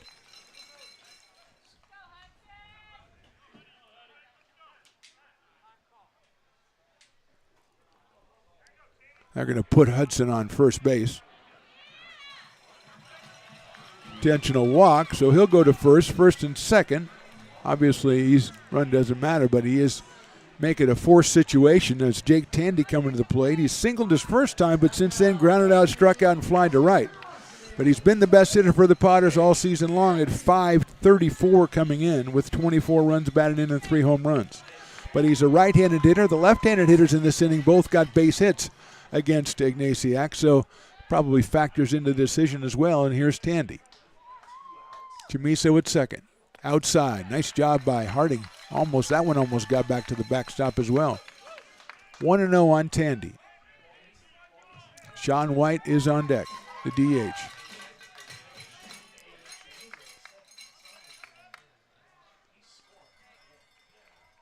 One-0 pitch. Tandy swings and misses at the slider. 1-1. I have to imagine that Blankenship will come back out if the Potters take the field in the top of the 10th. Haven't seen anybody warming up for this entire inning. 1-1 pitch coming up to Tandy. Outside, follow that one all the way out. 2-1. Chimiso, good speed at second base, and with 2 outs, he's going on contact. Outfield trying to play not too deep, so they have a chance to throw him out on a single.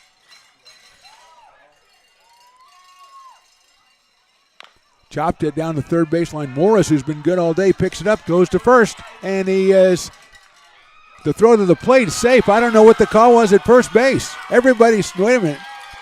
He is calling him out at first base. So he didn't make any call until that play was already done at home, and then he makes the call at first, and Tandy is out on the play from Morris to first base. So the Potters score once. Guess what? It's extra baseball time. We go to the top of the 10th, tied at 4.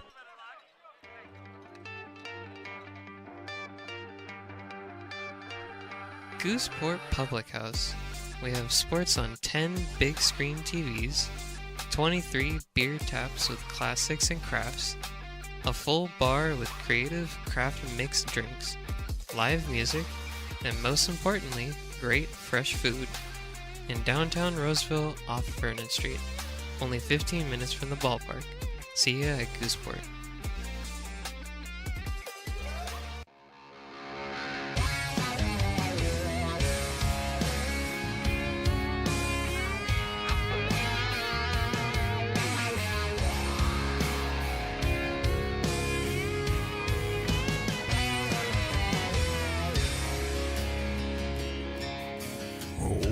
Knocked on my front door with my teenage boy and a couple more from up the road. He had him by the collar, said he It's extra inning time for the first time all summer. Ken Blankenship back out on the mound for the Potters. He'll take on Keone Coloma, then Keenan Morris and Jet Ruby, the 8-9-1 for the Humboldt Crabs, as the Potters scored once there in the bottom of the 9th. Had first and third with nobody out. Managed to score on a wild pitch as Nasiak pulled out 2 strikeouts, and then Morris with a fine play to get Tandy at first base. Thought he was out at first base, but just didn't see the umpire make any call at all.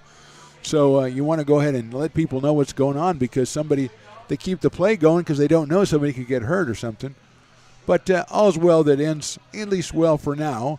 And we go to the 10th inning with Blankenship.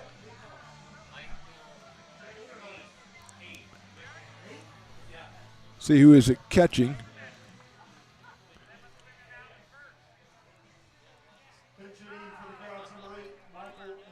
So Michael McKiernan's going to come in and pinch hit for Coloma.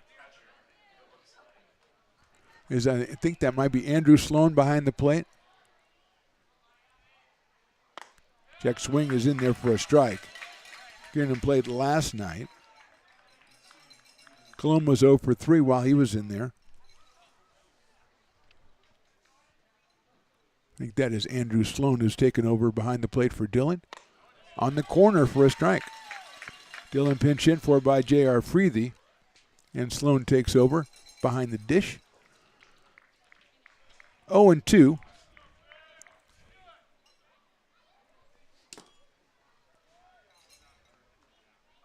Sails the fastball high and inside.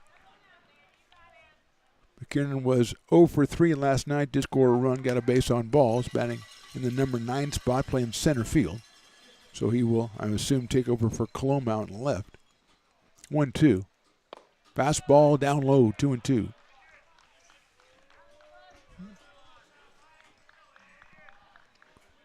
Keenan Morris to follow, then Jet Ruby top of the order. Blankenship in his 3rd inning of work. That one's lined into right field, coming on. Diving and making the catch in right field is Jacob Doyle. That one seemed to lose speed even though it was in the air, and Doyle kept coming, makes the catch on his left side. And another web gem for the Potters, and here's Morris. He's grounded to short, he's singled, he's walked. So he's 1 for 2 is Keenan Morris. He's made, I would say, at least a trio of excellent plays at third base, including throwing out Tandy to end the 9th inning there. Left-handed hitter out of Santa Rosa Junior College. Probably faced Blankenship in the season and fouls that one away, so pretty familiar as when Sac City took on Santa Rosa. 2 of the best teams in the Big 8 Conference. 2 of the best programs along with Delta and, well, all the rest of them. 0-1.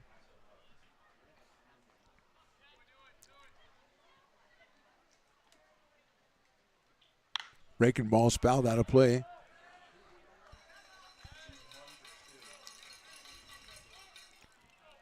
Oh, and 2 now on Morris. His single back in that 4-run 5th inning for the Crabs. Scored on a Ruby double.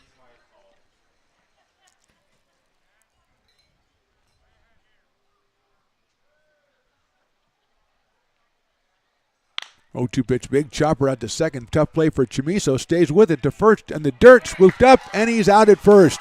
That's Hudson Brown scooping it up over there at first base to save a base runner.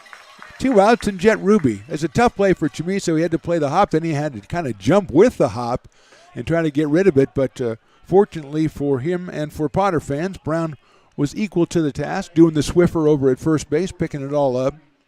And here's Jet Ruby, who was flying to center, grounded out, doubled, and grounded out to shortstop. So he's 1 for 4, drove in a run in the 5th, and scored a run in the 5th. Leadoff man, the second baseman, hitting .393 coming in. Scored his 13th run of the summer. Back in that 5th inning, takes a ball, 1-0.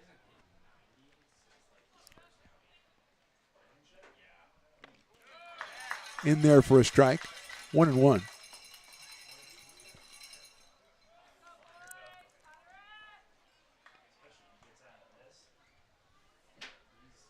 One ball, 1 strike.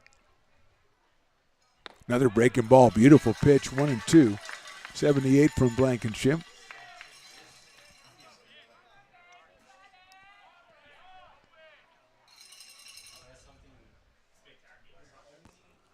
Here's the 1-2. Sails high and outside, 2-2.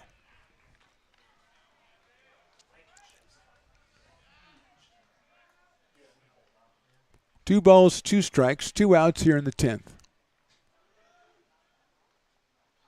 Swing and a miss.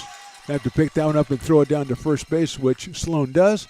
And a good inning by Blankenship. We go to the bottom of the 10th. Potters need 1 to win this one. We're tied at 4.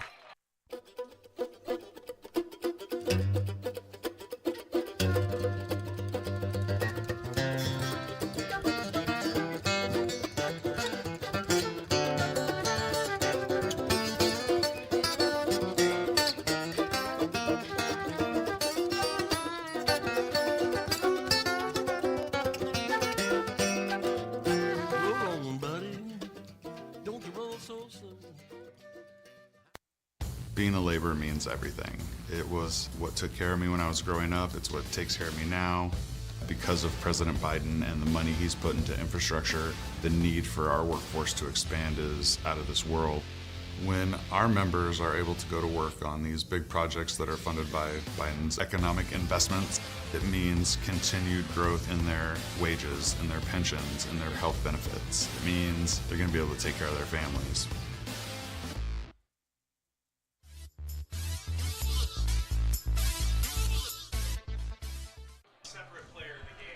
Bottom of the 10th inning. I think Ignasiak still out on the mound for the Humboldt Crabs. Let's check out the Potters lineup and see it's Sean White, it's Luke Mancy, and it's Jacob Doyle against Ignasiak, who came on in the 8th inning. He has given up 2 hits and 1 run. He has struck out 2. He's walked 1, so he's struck out 2 and walked 1. Up about 90 or 92 miles an hour with a fastball and the big slider as well. So Sean White, who was tripled, struck out, singled, and grounded to short, will be the next batter, or the first batter for the Potters here in the 10th inning. Luke Mancy, who took Ignasiak to the fence back in the 8th inning before flying out, and we're going to assume that McKiernan has taken over in left field. He hit for Coloma. So here's Sean out of Niceville, Florida, and Georgia Southern University. 381 coming in. He's 2 for 4 tonight, a home run, and now 10 runs batted in. He's our DH, and he takes a fastball outside. Healdsburg came back and won that game against the Rogues at home. Hopefully the Potters can do the same, and by the same score, 5-4. But getting a little ahead of ourselves here. Sean takes ball 2. 2-0 to the right-handed DH.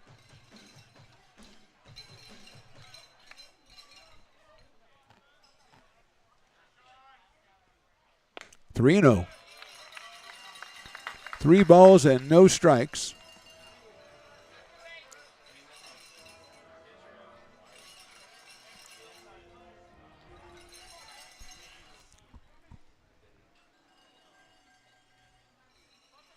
Leading off the bottom of the 10th there. Potters trying to win the first 2 games of this series. That is strike 1.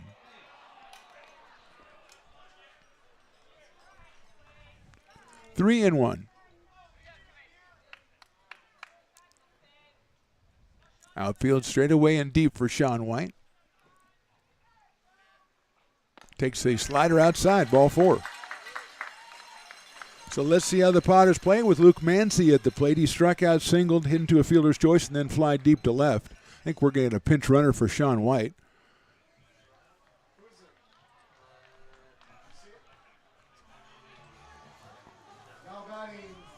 So here is Luke Mancy still trying to get a number on the pinch runner, but the first baseman won't move. There you go, Riley the engineer.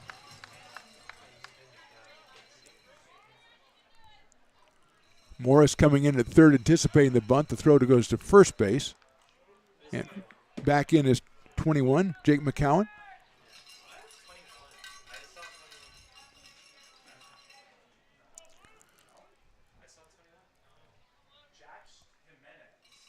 So the new guy, Jax Jimenez, is the runner. Inside with a fastball. He did not show bunt, so Jimenez, the new recruit, playing his first game. He is at first base as the pinch runner. So I think scoring the winning run in your first game is a good idea.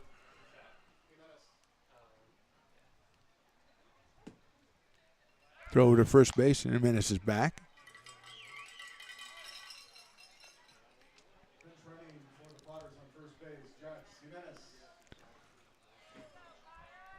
So Mancy with a 1-ball, no strike count.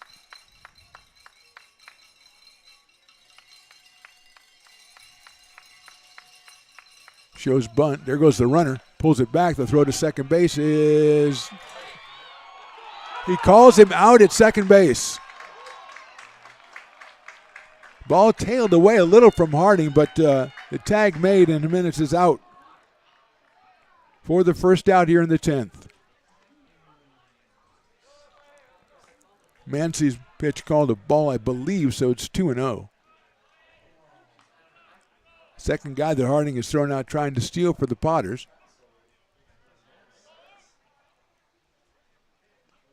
Mancy takes a strike. Slider comes in. 2-1.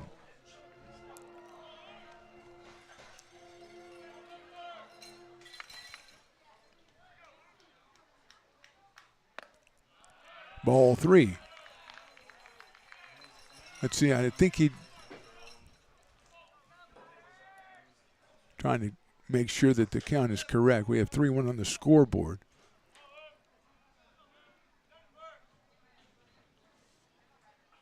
Mancy takes a strike. Now it's 3-2. Well, that answers the questions.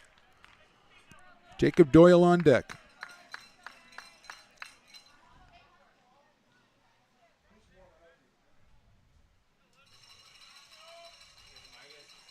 Takes ball 4. So second walk of the inning issued by Nasiak. Third walk he has issued today, and that'll bring up Jacob Doyle, who came on in the 6th inning, singled and then flied to right. So he is 1 for 2.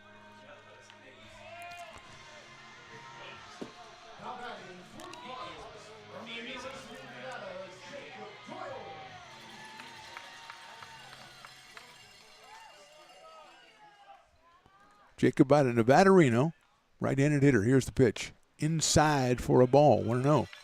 Nobody warming up for the Crabs. The Potters have Nolan Thebe throwing, as Blankenship has gone 3 innings.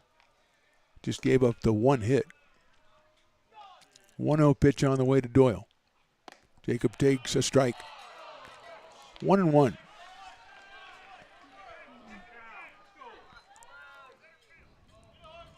One ball, 1 strike. Doyle with 3 home runs on the season, 12 runs batted in, .395 coming in tonight. Swings and misses at that breaking ball. Had a good cut at it, too, 1-2.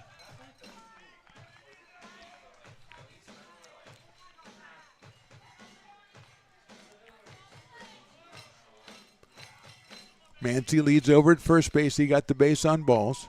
1 out here in the 10th inning. Doyle chops it foul back against the screen, and he stays alive. Great Logan Bell comes out to retrieve it. Running like a much younger man. 1 ball, 2 strikes. Nasiak gets the sign behind the plate as Troy Harding. Over to first base this time, and Mancy gets back easily as Felix doesn't bother to put down the tag.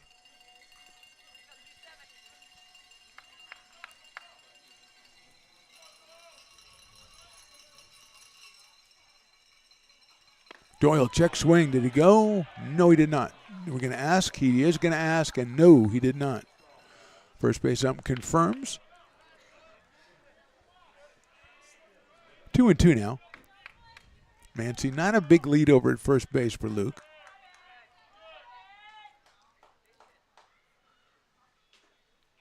Fastball, call strike 3. Third strikeout for Nasiak, and that will bring up Andrew Sloan.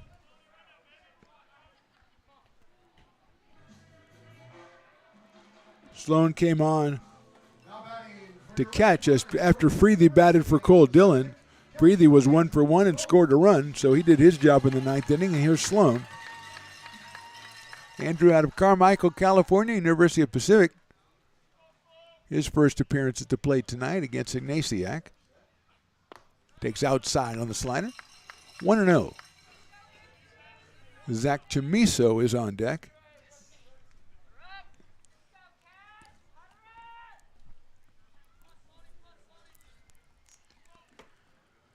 One and 0.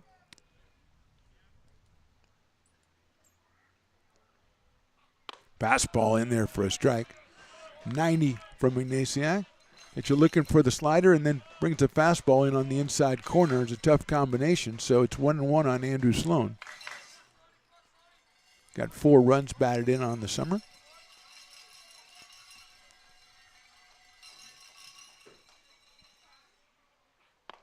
That fastball's on the outside corner.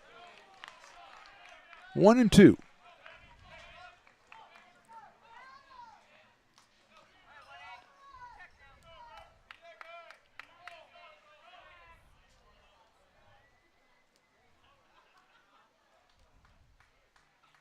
Sloan, nice job taking that one outside, 2-2. Nasek thought he had the outside corner, missed it, evens it up, 2-2.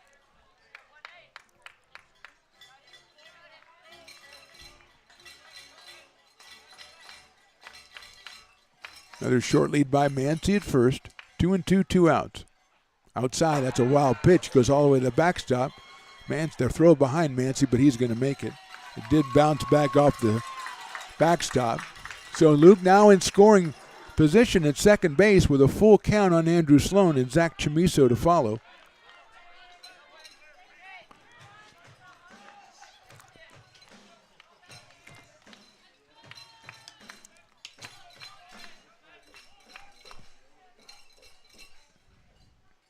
Ball 4. So a good at bat by Sloan. He's at first. At second is Mancy, and here's Zach Chamiso, who has an infield single and an outfield single. He is 2 for 2, meeting at the mound. There's nobody to bring in, so it's going to be Zach. And probably the engineer, I don't want to go out on a limb here, but I think if Zach drives in the winning run, I can put in a word for him as player of the game. I think I can. I'm not going to get ahead of ourselves now, but it is his first game of the summer. He is a Lincoln legend, and then he is 2 for 2. He does have an RBI. And we have seen left-handers against Ignatiak be a little more successful. He's got a nasty array of pitches, but they're a little more successful than the right-handers have been. Great at bat by Andrew Sloan. He got down in the count and then worked it. Took a slider, took a wild pitch, and then took another outside pitch. Didn't offer. So here's Zach. DJ Oster started, then he left the game in the 6th inning as he and Trip Garish will be leaving the team and going back to the Air Force Academy. We salute them. Chamiso came on in the 6th. Infield single, drove in a run in the 6th, and he singled in the 9th. Moved Freethy from 2nd over to 3rd. He later scored on a wild pitch. Chamiso, I think he got hit. Yes, he did. He wasn't happy about it. Neither am I, to be honest. So now the bases are loaded. And Cade Parker comes to the plate. And Riley, the engineer, who's the biggest Zach Chamiso fan of all time, was already visioning sugar plums dancing in his head. But Zach was hit by a 90-mile-an-hour fastball, Riley, so he doesn't feel that good either. So here's Cade Parker. Struck out twice, flied out, grounded out twice. Breaking ball inside for a ball.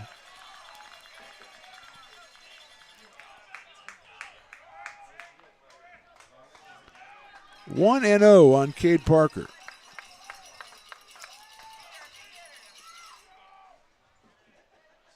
Outside, ball 2.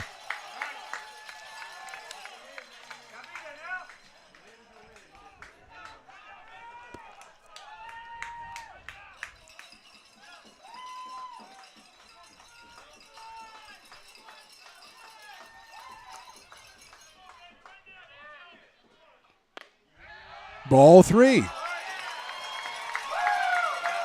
Crazy way to end this one if it happens that way.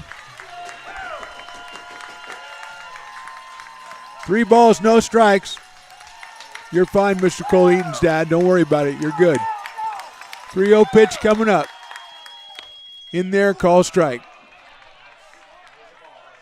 The Eatons and I, we're all together. We're all rooting And we all were disappointed by that call, although it was a strike.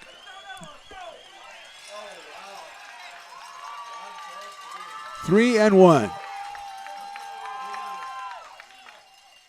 Strike two. So giving Ignatiak credit, he got to 3-0 and came in with 2 strikes. Cole Eaton is on deck, but I don't think Cole will have anything to do with it this inning. It's all about Cade Parker and a 3-2 pitch from Ignatiak. High fly ball out of play, and we go one more time with the tension ratcheting up as we speak. At third, it's Mancy. At second, it's Sloan. At first, it's Chamiso.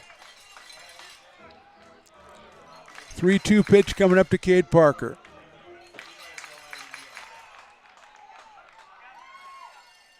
Breaking ball swung on and missed, and we go to the 11th inning. So Potter's within one pitch of winning this one. Parker strikes out. We go to the 11th inning, all tied at 4. Astro Air Design Incorporated, where you feel the difference. We are a locally owned and operated heating, air conditioning, and custom sheet metal company committed to the highest quality of craftsmanship at a competitive price. Our trained and certified technicians have the knowledge and experience required to install, maintain, or repair your home comfort solutions. Our upfront pricing gives you the peace of mind because you know your price is locked in. Call Astro Air Design Incorporated today. Here in Michigan, we do more than just survive the winter. We thrive during it. You simply can't keep us away from what we love most: great times and amazing beer.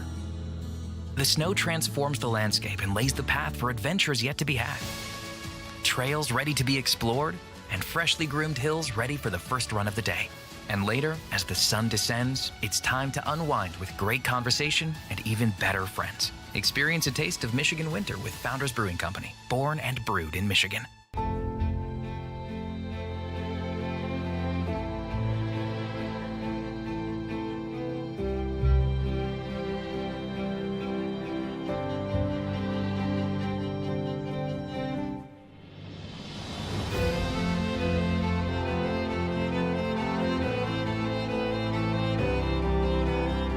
Situated on the corner of Lincoln Boulevard and 5th Street, this iconic building has been the home to several hotels over the decades, the most famous and longest running of which was the Lincoln Inn. Having undergone several renovations and architectural changes, this building is the current home of Old Town Pizza, which boasts not 1 but 2 floors for your dining enjoyment, including open-air seating on the roof. Stop in for a slice today. Or stop by the Lincoln Museum to see the 300-pound cash register that used to adorn the front desk of the Lincoln Inn. For more great history, visit the Lincoln Area Archives Museum and, by appointment only, take their free walking tour of historic downtown Lincoln. Moving on to the top of the 11th. Potter's 1 pitch away from winning this one, but we go to number 11. Nolan Thebe is the new pitcher. His 5th appearance of the season, 8 2/3 innings, 8 hits, 3 runs. He has an ERA of 3.11. He has no wins and no losses. And he will be on here to take on the top of the 11th inning. Nolan out of Wilsonville, Oregon, and Jessup University. He will take on Cole Callahan and Billy Ham and Javier Felix. 2, 3, and 4 for the Crabs, who we got to give them a little credit. They were down bases loaded 3-0 to Parker and came all the way back. Got the strikeout, and now we're in the 11th inning. Callahan has walked, popped out, singled, and flied out, so he is 1 for 3. Out of Westmont College, 220 coming into the game, 1 for 5 with 2 runs batted in last night.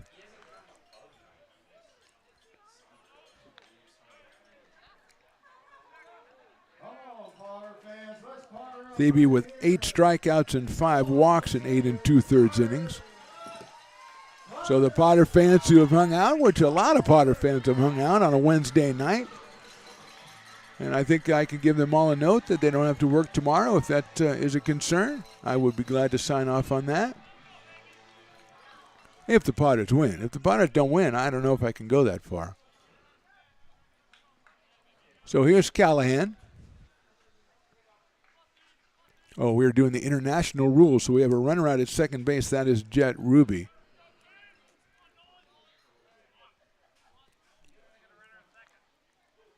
Callahan bunts it foul.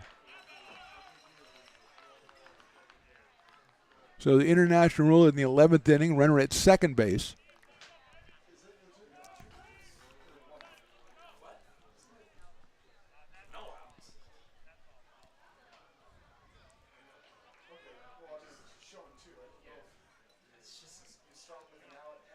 So Ruby at second, Callahan showing bunt again. Here comes Hudson Brown. Pops it out. The ball went right at him, and he popped it up over the backstop. CB ran the fastball in there at 89 on the hands, and it's 0-2 on Callahan.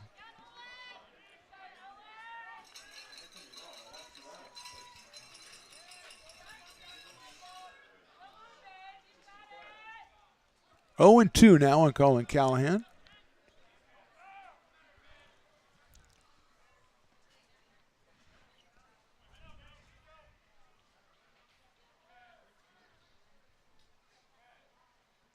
Fastball is chopped out to second base. That's a tough play for Chimiso. He's not going to be able to make the throw. He's going to just hold on to it. It's a single for Callahan. Ruby goes to third. And that'll bring up Billy Ham. Ham is grounded to short, walked, singled, and singled again, so he's 2 for 3 in this one. Left-hand inning DH comes in at 421. 2 for 5 last night, so 2 hits in both games of the series. See if they send Callahan. Thebe's first pitch in there for a strike at 89. Nobody out here in the 11th.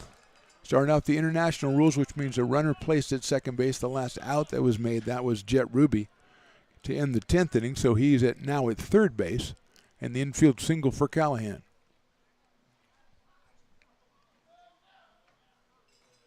Fastball again, in there again, 0-2.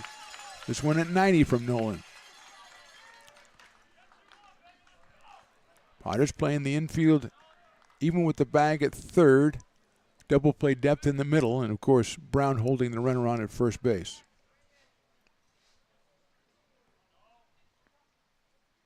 There goes the runner. Swung on and missed. He can't go to first base because it was occupied, so he's out. But the steal by Callahan. So that'll bring up Felix, and let's see if the Potters put Felix on to try to set up the force play at home here in the 11th inning.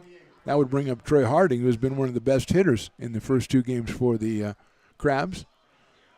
Felix has struck out twice. He's singled and he's popped to third, and they are going to go ahead and walk him. So that'll load the bases and bring up Harding, who singled in the second inning, struck out in the fourth, fly to left in the sixth, and grounded out to third in the ninth. So Troy is 1 for 4. He does have 17 runs batted in on the summer. He is the catcher, was a DH yesterday. Castaneda to follow. Potter's playing double play in the middle and coming home on the corners. Thebe's going to step off. We're in the top of the 11th inning. Tied at 4.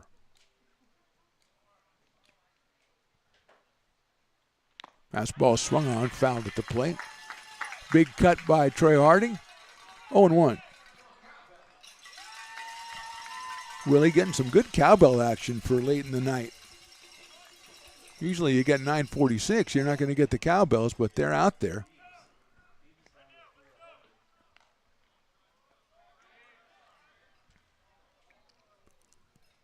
Oh-1 coming up from Thebe.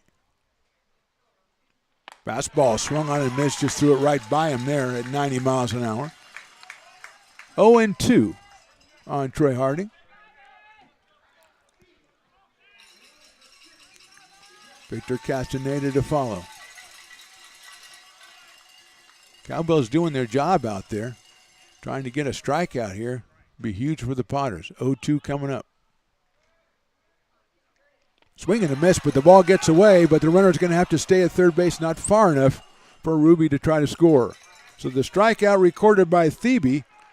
Sloan got enough of that ball to keep it from going too far away, went about 15 feet to his right, and now it's Castaneda. Second strikeout of the inning for Thebe. Castaneda's flied to right, singled, and then struck out twice, so he is 1 for 4. The base is loaded here. Now 2 outs. in the top of the 11th.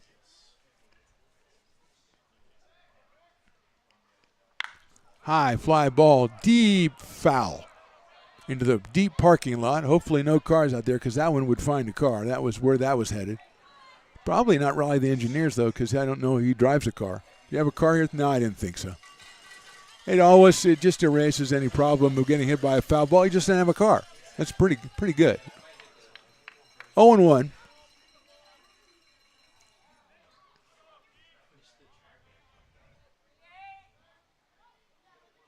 In the dirt, great play, Sloan. Keeping it in front of him. 1 ball, 1 strike.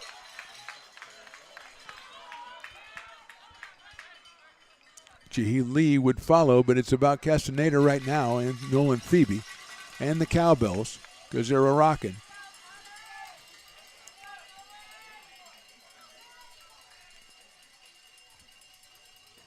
One coming up from Nolan.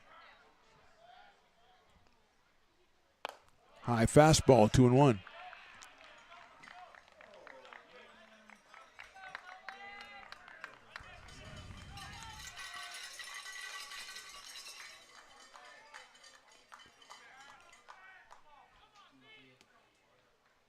Two balls, 1 strike. Swing and a miss. 90 miles an hour again. Castaneda from Cal State University San Marcos. He's got a 2-ball, 2-strike count. The bases are full.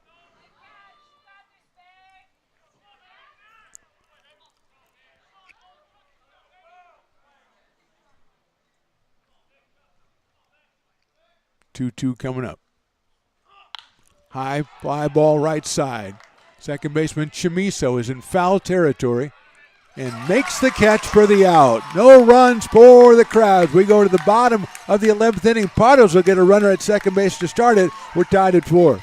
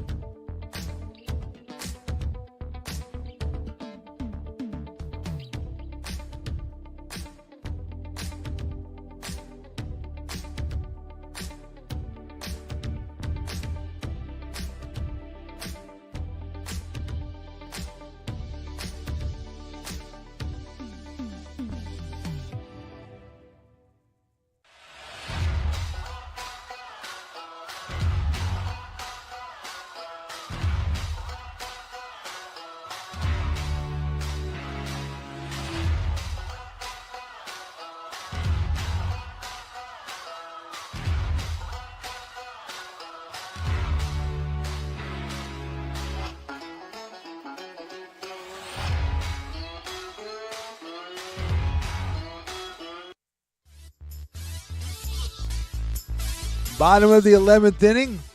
New pitcher is Caleb Neiman out of Central Arizona College. It's his 5th appearance, 9 innings, 7 hits, 2 runs.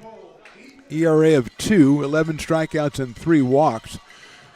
Cade Parker will take over at second base. He was the last out of the 10th inning, and he will be the runner at second with Cole Eaton coming to the plate.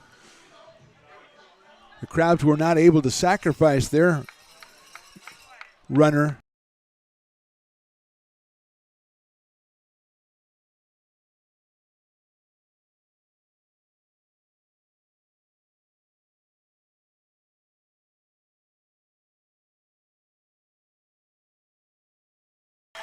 So Eaton with the hit, his third hit of the game. First and third, nobody out, and Hudson Brown at the plate. Brown has walked twice, flied to left, and walked again, so he's 0 for 2. Eaton is 3 for 6 in the game, and his parents are right in front of us, which makes it even better, although his run not really too important as the infield is coming in against Hudson Brown.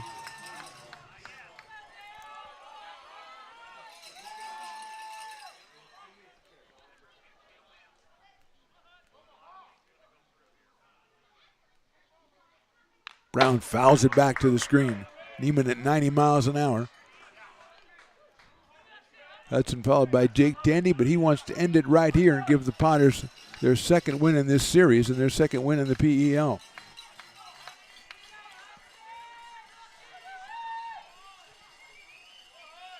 Outfield is in as well. Brown hits it to left field. That should do it. Going back, McKiernan, he's got it. The tag is made. The throw is offline. The Potters win it 5-4. Hudson Brown with the sacrifice fly that wins it. Cade Parker scores the run. The Potters are 2-0 in league play as they win this one 5-4. What a comeback for the Potters. They had a 2-0 lead. They went down 4-2, came back 4-3, tied it in the 9th 4-4, had it in the 10th, couldn't get it done, and come out in the 11th and win it 5-4. We're going to try to get our player of the game interview down on the field. We got to figure out who it is first, but we'll figure that out in a second. But right now, the final score from Lincoln, Potters 5 and the Crabs 4. We're back with the post game right after this.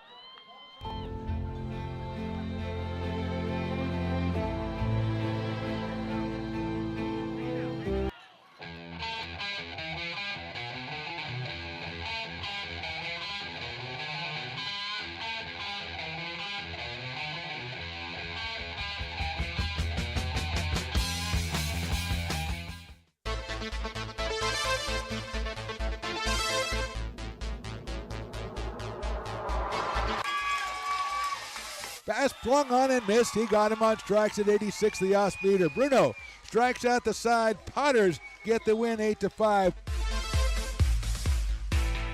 Sanchez 1 on 4. She gets it back, trying to get it back to Gallegos. What a spin move. Her shot is blocked. She has it controlled, puts in the goal.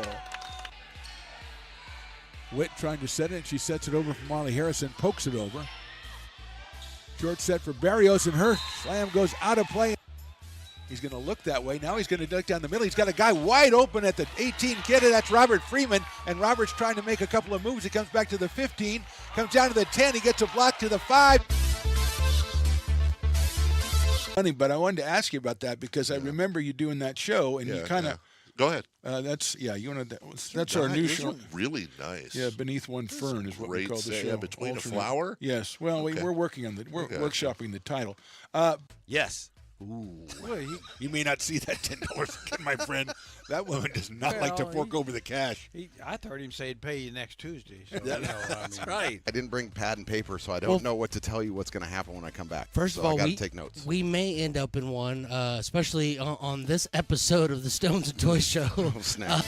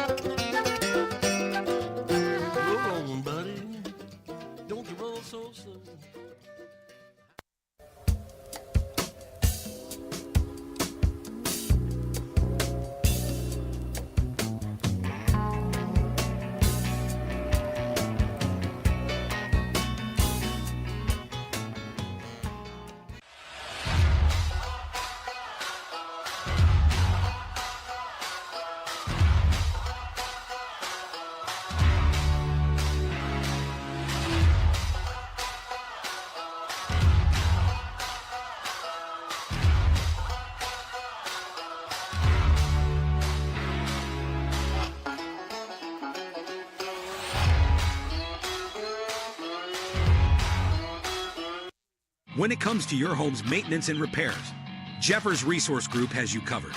Our handyman services offer a comprehensive range of expertise so you can have peace of mind. Contact us to schedule your service today.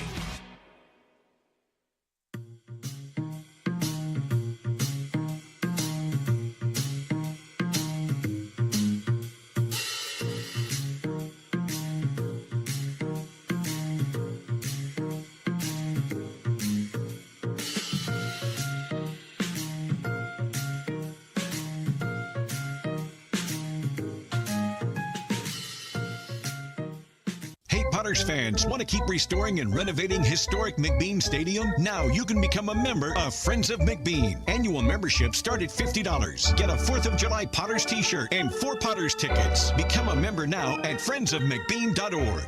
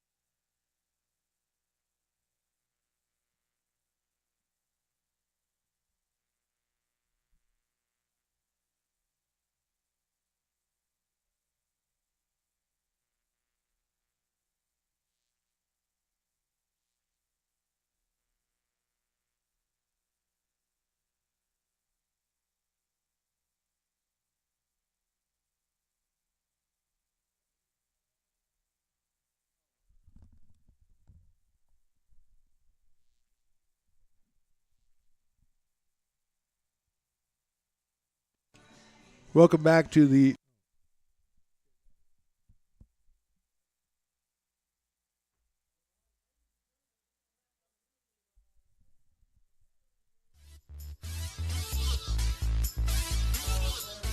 Welcome back to McBean Stadium in lovely Lincoln, California. How about that win for the Lincoln Potters tonight? Coming back and winning that one 5-4.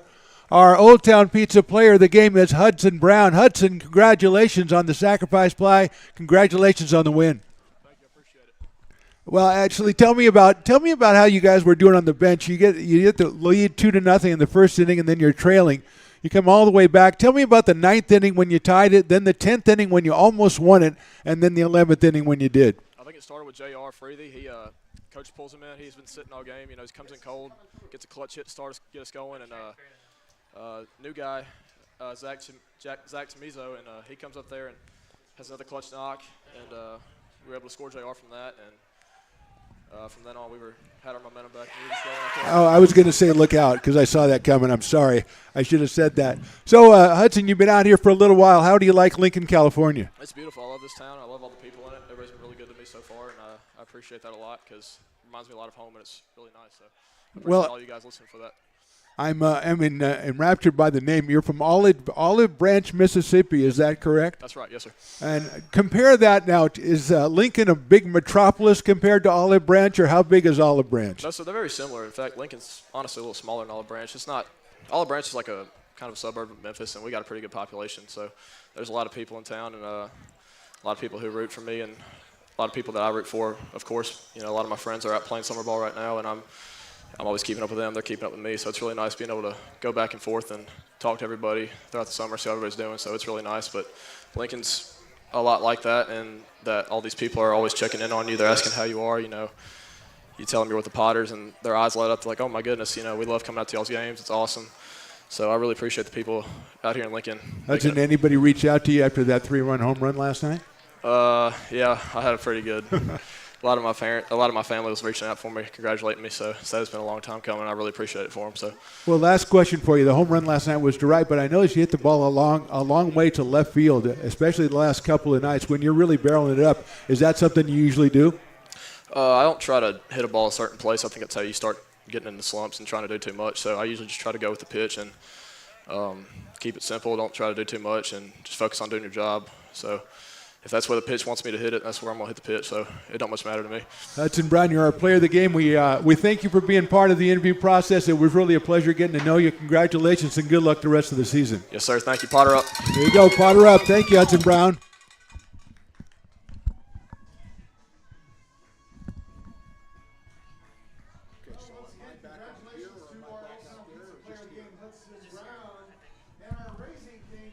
That is our interview with Hudson Brown. Excuse me, that was my bad. Riley is killing it, and I just didn't know I was back on here. But Hudson Brown is our Old Town Pizza Player of the Game. There is our on-the-field interview. And Riley, I thought you did a great job setting that up for the first time. That was well done indeed. Hudson with the big hit, the sacrifice fly to win it. The Potters with an incredible win. They are ahead 2-0. They were down 4-2. They were down 4-3. They tie it in the bottom of the ninth when it looks like they have a chance to win. They barely tie it. Then in the 10th inning, they get the bases loaded. A 3-0 count on Parker. They come back and strike him out. He comes back out, runs in the 11th inning, and the Potters deliver the 5-4 win. They're now 2-0 in Pacific Empire League play, 17-2 on the season. We're going to do it all again tomorrow, 6:35 out here, where the Potters entertain the Humboldt Crabs. Come out and be a part of it as they go for the sweep, or watch it on Lincoln Potters Baseball or Stone's broadcast networks on the YouTube channel. Our post game is brought to you by the Friends of McBean. Want to mention that they are raising money to get a new scoreboard here at McBean Stadium, and it's something that we sorely need. I think we all agree with that. So if you want to scan the code there and help and donate, we would be very appreciative of that. So Hudson Brown, our player of the game, we thank him very much for our on-field interview. Hopefully we'll get to do one with a different player tomorrow night, that the Potters will pull out another win. It's 6:35 tomorrow right here at McBean Stadium. For Mark the Phantom Lowe, for